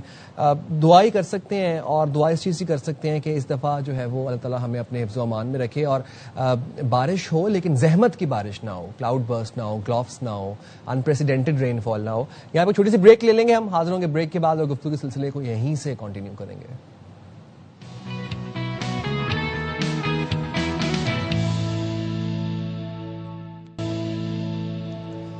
ویلکم بیک ٹو باخبر سویرا. اور ناظرین، آپ یہ بات جانتے ہیں کہ ہر گزرتے دن کے ساتھ اے آئی میں جدت آتی جا رہی ہے. نیو ایپس آ رہے ہیں، نیو بوٹس آ رہے ہیں، نیو سافٹ ویئرز آ رہے ہیں، اور ہر شخص اس وقت اس ایک کوشش میں مبتلا ہے، اس تگ و دو میں ہے کہ وہ اپنے آپ کو اے آئی سے ہم آہنگ کروائے، اپنے آپ کو اڈیپٹ کرے، ایوالو کرے اے آئی کے ساتھ.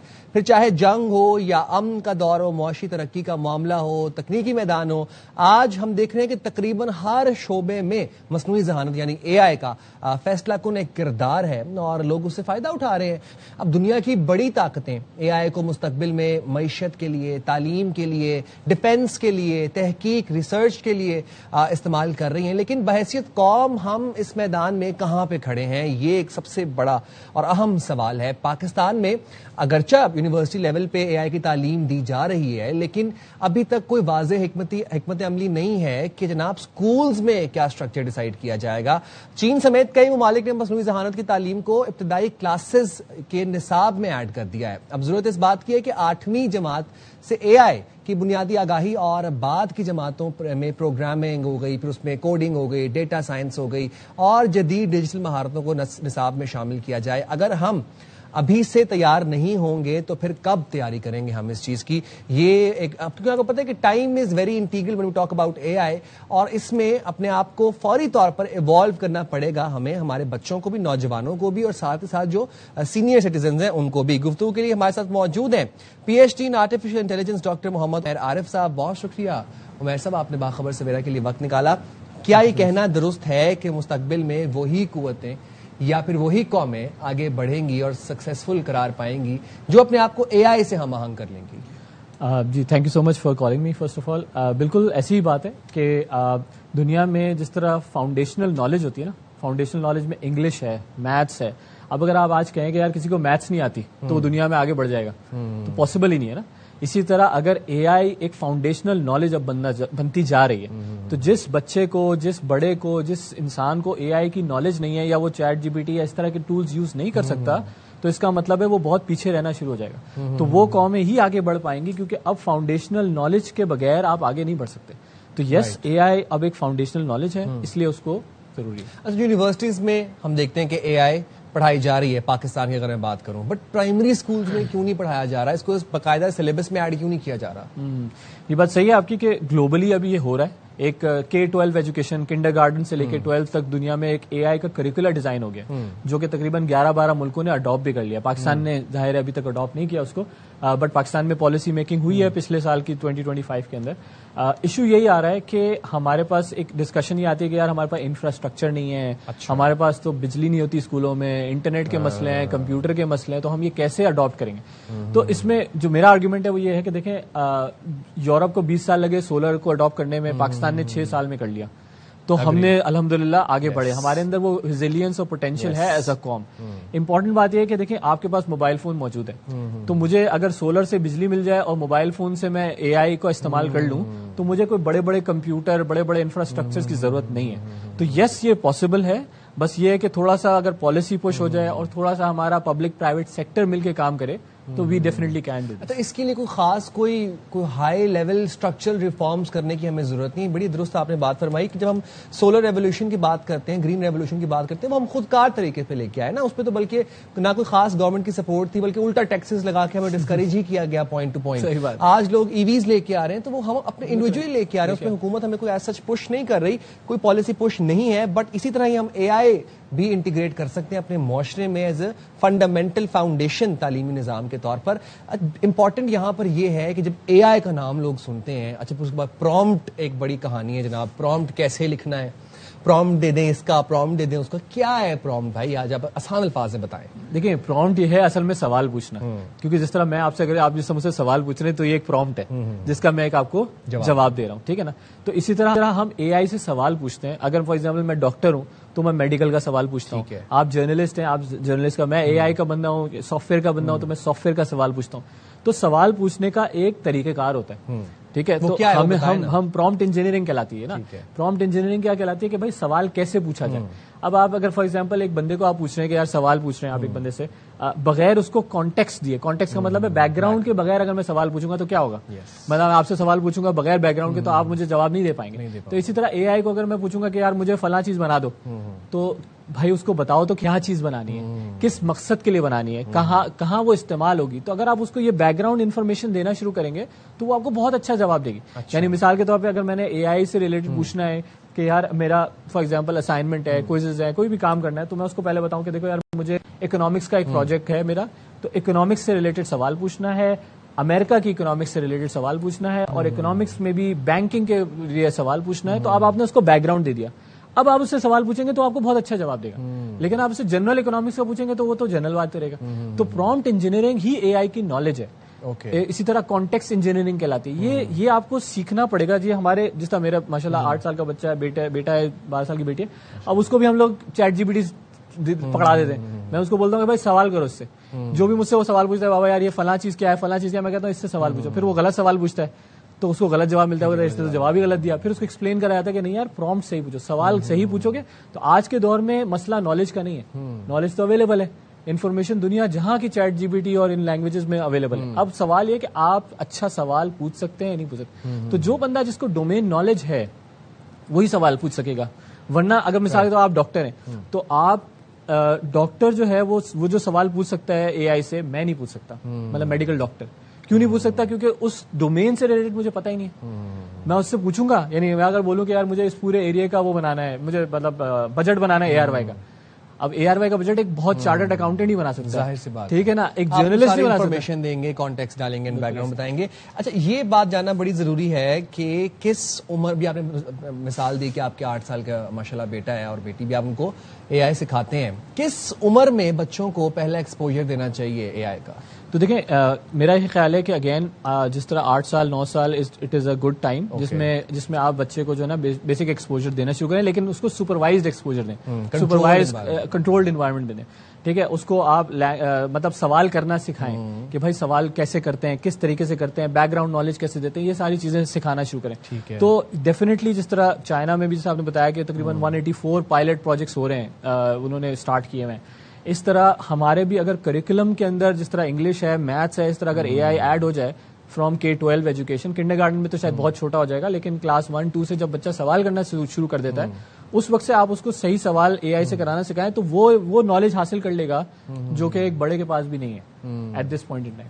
تو یہ تو تب ہے نا کہ جب اس کے اوپر باقاعدہ حکومتی ریفارمز ہوں. ہمارے تو بجٹ میں سب سے کم بجٹ جو ہے وہ ڈیزگنیٹ کیا جاتا ہے جناب صحت اور تعلیم کو. کروڑوں بچے جو ہیں وہ آج بھی اسکول سے باہر ہیں. اس کے لیے انیشیلی پرائمریلی امپورٹنٹ تو یہ کہ بچہ اسکول تو جائے, یہ تو یقینی بنائے کہ بچہ اسکول جا رہا ہے. کتنا امپورٹنٹ ہے اسکولز کے اندر, پھر وہی بات ہے کہ اسکولز میں پرائمری لیول میں اے آئی کو انٹیگریٹ کرنا ایٹ دس پوائنٹ. دیکھیں میں پھر بولوں گا کہ بہت زیادہ امپورٹنٹ ہو گیا ہے. اس کی وجہ یہ ہے کہ اب جو نیکسٹ جنریشن ہے, یعنی نیکسٹ جنریشن آف یوتھ آئے گی, وہ ساری کی ساری اگر اے آئی کو یوز کر کے کام نہیں کر سکتی تو ہم دنیا سے پیچھے ہوں گے. کیونکہ دنیا میں تو امریکہ میں 50 اسٹیٹس میں اے آئی رول آؤٹ ہو رہا ہے, مطلب پرائمری لیول پہ. اب وہاں کا بچہ جو ابھی ہم سے ویسے ہی آگے تھا, لیکن یہ وہ دور ہے جس میں ہم برابر ہو سکتے ہیں. جس طرح میں نے بتایا سولر میں ہم برابر ہو گئے, ہم بہت کم ٹائم پہ برابر. اس طرح اے آئی ایکولائزر کہلاتا ہے. ایکولائزر کا مطلب ہے وہ نالج جو امریکہ کے بچے کے پاس ہے, جو چائنا کے بچے کے پاس ہے, آج میرے بچے کے پاس ہے. تو اونلی ڈفرنس ہے کہ میں اپنے بچے کو سکھا رہا ہوں یا نہیں سکھا رہا. اگر میں نے اپنے بچے کو سکھا دیا تو ہم کمپیٹ, ویسے بھی ماشاءاللہ پاکستانی ٹیلنٹ آپ کو پتا ہے گلوبلی کمپیٹ کرتا ہے, ٹھیک ہے. اگر ہم اے آئی لیول پہ لے آئے تو ہم ڈیفینیٹلی آگے بڑھ جائیں گے. Wonders. Yes yes you are so right. اچھا آج کل بھائی سمر ویکیشنز, چھٹیوں پہ ہیں بچے, گرمیوں کا موسم ہے, بچے اتنا باہر بھی نہیں نکلتے, اب گھر میں بیٹھے ہوئے ہیں. کون سے ایسی انیشیل بیسک پروگرامز ہیں یا کوئی ایسی ٹیوٹوریلز ہیں جو بچے دیکھیں اور اپنے آپ کو اے آئی سے ہم آہنگ کریں؟ دیکھیں اگین سب سے پہلے آپ نا یوٹیوب ایک بہت بڑی ریسورس ہے, ٹھیک ہے نا, جس کو ہم کہتے ہیں. تو یوٹیوب کے اوپر آپ جا کے نا پرومپٹ انجینئرنگ جو ہے اس کے اوپر بچے کام شروع کریں گے. پرومپٹ کیسے لکھتے ہیں, کیا کرنا ہے, یہ سب سے فنڈامنٹل ہے. سوال پوچھنا آنا چاہیے, ٹھیک ہے. اس کے بعد پھر دوسرا کام آپ یہ کریں کہ آپ ڈومین نالج حاصل کریں. یعنی بچے کو اگر فٹ بال کا شوق ہے نا, آج کل ورلڈ کپ چل رہا ہے, تو بھائی تم فٹ بال کے بارے میں اے آئی سے پوچھ کے اس کا دماغ کھاؤ. صحیح ہے, کیوں دماغ کھاؤ؟ تاکہ تمہیں انفارمیشن نکالنی آ جائے. کل کو تمہیں کسی اور ٹاپک پہ نکالنی ہے تب بھی نکال لو گے. اگر تم آج فٹ بال پہ نالج نہیں نکال سکتے تو کسی اور پہ بھی نہیں. اس کو اے آئی کو انفارمیشن دو تاکہ کل کو جب اے آئی اپوکلپس آئے تو وہ انفارمیشن ہیومنز کے اگینسٹ یوز کرے اے آئی. لیکن یہ بھی بتا دیں ساتھ ہی ساتھ کہ یوٹیوب از انف, یا کہ اب پیرنٹس یہ سوچتے ہیں کہ بچوں کو, اب ہمارے ٹائم پہ تو کہتے تھے کہ آئی ٹی کورس کرواؤ, سمر ویکیشنز آ گئی جی کمپیوٹر کورس کرواؤ, ہم بیٹھ کے وہاں پہ مائکروسافٹ سیکھ رہے ہوتے تھے. یوٹیوب از انف. دیکھیں فنڈامنٹلی یوٹیوب از انف, لیکن ہوتا ہے کہ ظاہر بچوں کو ایک سپرویژن چاہیے ہوتی ہے, بچوں کو ایک کنٹرولڈ انوائرمنٹ چاہیے ہوتا ہے, ایک استاد چاہیے ہوتا ہے جو اس کو ڈائریکشن دے. تو اگر کوئی آئی ٹی کورسز کرا سکتے ہیں تو بہت سارے آئی ٹی کورسز ہو رہے ہیں, آن لائن ہو رہے ہیں, آن سائٹ ہو رہے ہیں, آپ ضرور ڈالیں. اٹس آلویز ہیلپ فل, ٹھیک ہے نا. آئی ٹی کورسز کرانا کسی control environment is always helpful فل. لیکن اگر فار ایگزامپل کسی کے پاس وسائل کا مسئلہ یا چیلنجز ہے تو بھائی موبائل فون از انف, اور ہر بندے کا اسمارٹ فون ہے. تو میں وہی بولتا ہوں کہ یار یہ اب بہانہ نہیں ہے کہ یار مجھے اے آئی نہیں آتی, میں کیسے کروں گا, میرے پاس تو ریسورسز نہیں ہے. بھائی اگر آپ کے پاس انٹرنیٹ چل رہا ہے اور آپ کا موبائل چل رہا ہے تو بس آپ کو پھر ضرورت, اور انیشیلی شروع جو ہے وہ چیٹ جی پی ٹی سے ہی کریں, بعد میں پھر آپ کلاؤڈ بعد میں جائیں. یہ جناب آپ لوگوں کے لیے بچے جتنے دیکھتے ہیں سن لیں اور پیرنٹس بھی سن لیں. Thank you very much doctor Umair, آپ نے باخبر سویرا کے لیے وقت نکالا. بڑا امپورٹنٹ ہے اپنے آپ کو. اے آئی نیا آیا تھا تو ہم کہتے تھے کہ اے آئی ریپلیس کر دے گا جابس کو. اب ہمیں یہ ریئلائز ہو رہا ہے کہ اے آئی ہیومن جابس کو ریپلیس نہیں کرے گا, بلکہ ان ہیومنس کو ریپلیس کرے گا جنہوں نے اپنے آپ کو اے آئی کے ساتھ ایوالو نہیں کیا ہوگا, جن کو اے آئی استعمال کرنا, پرومپٹ نہیں دینا آتا ہوگا, جن کو اے آئی یوز کرنا نہیں آتا ہوگا. ان لوگوں کو اے آئی ان لوگوں کی جابس کو ریپلیس کرے گا. ایک اپڈیٹ ہے میرے پاس. موونگ فارورڈ جناب, ایران امریکہ جنگ بندی اور امن معاہدے میں پاکستان کے مصالحتی کردار سے معاشی بہتری کے امکانات نمایاں ہو گئے ہیں. یہ میں نہیں کہہ رہا, یہ رائٹرز لکھ رہا ہے, رائٹرز یہ رپورٹ کر رہا ہے. اور رائٹرز کے مطابق ترقی پر مبنی معاشی ایجنڈا اور امن و استحکام کی ساکھ پاکستان کو سرمایہ کاری کے لیے بہترین مقام بناتے ہیں. پاکستان مشرق وسطی کے ساتھ وسیع معاشی اور دفاعی شراکت داری قائم کر سکتا ہے. ایران پر پابندیوں میں نرمی پاکستان اور ایران کے درمیان بلوچستان کے ذریعے بڑے تجارتی مواقع پیدا کر سکتی ہے.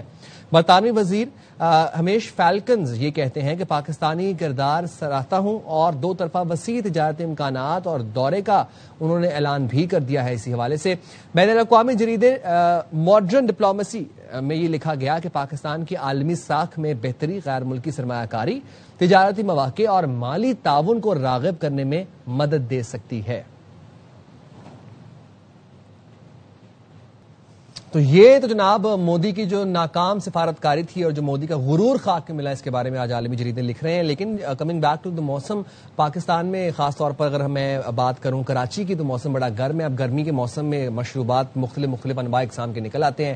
املی آلو بخارے کے شربت کے اوپر ہم نے ایک پیکج تیار کیا، آپ کو دکھاتے ہیں. شیخو پورہ میں بھی گرمی کا پارا ہائی ہو گیا. شدید دھوپ، لو اور حبس کے ستائے شہریوں کا جینا محال ہوا، تو انہوں نے گرمی کا توڑ روایتی مشروبات میں ڈھونڈ لیا. موسم گرما کی سوغات املی آلو بخارے کے شربت کی مانگ میں بے پناہ اضافہ ہو گیا ہے. گرمی بہت زیادہ ہے، اسی باہر کام واسطے نکلے گئے سی تے لہذا اسی شربت پی رہے ہیں، جیدی وجہ تو بالکل ٹھنڈا نظام لگ رہا ہے. گرمی کافی ہے آج، گرمی کی شدت، تو اس کی وجہ سے املی اور آلو بخارے کا شربت پی رہے ہیں. شہریوں کا کہنا ہے گرمی بہت زیادہ ہے، اور ایسے میں املی اور آلو بخارے کا یہ قدرتی شربت نہ صرف صحت بخش ہے بلکہ گرمی کے اثرات کو فوری ختم کرتا ہے. ہم بازار آئے تھے کام سے، گرمی بہت زیادہ ہے، اس وجہ سے املی آلو بخارے کا شربت پی رہے ہیں. گرمی کی وجہ سے ان کا یہ جو املی آلو بخارے کا شربت ہے، یہ کافی صحت کے لیے بھی اچھا ہے اور گرمی کے لیے بھی اچھا ہے. مصنوعی اور کیمیکل والے مشروبات کے اس دور میں املی آلو بخارے کا یہ روایتی شربت آج بھی شہریوں کی اولین پسند ہے، جو نہ صرف پیاس بجھاتا ہے بلکہ جلسا دینے والی گرمی میں ایک سستا مشروب ہے. حافظ مدثر مصطفیٰ، ARY نیوز، شیخو پورہ. تو جی گرمی شدت اختیار کرتی جا رہی ہے، اور گرمی میں اب یوں محسوس ہوتا ہے جب آپ باہر نکلتے ہیں تو آپ کی شکل بالکل آپ کے CNIC کارڈ کی تصویر جیسی لگتی ہے، اور وہ لگتا ہے کہ جیسے باقی CNIC میں جو آپ کی شکل ہے وہ آپ کی ایکچولی ہو جاتی ہے گرمی میں باہر نکل کے.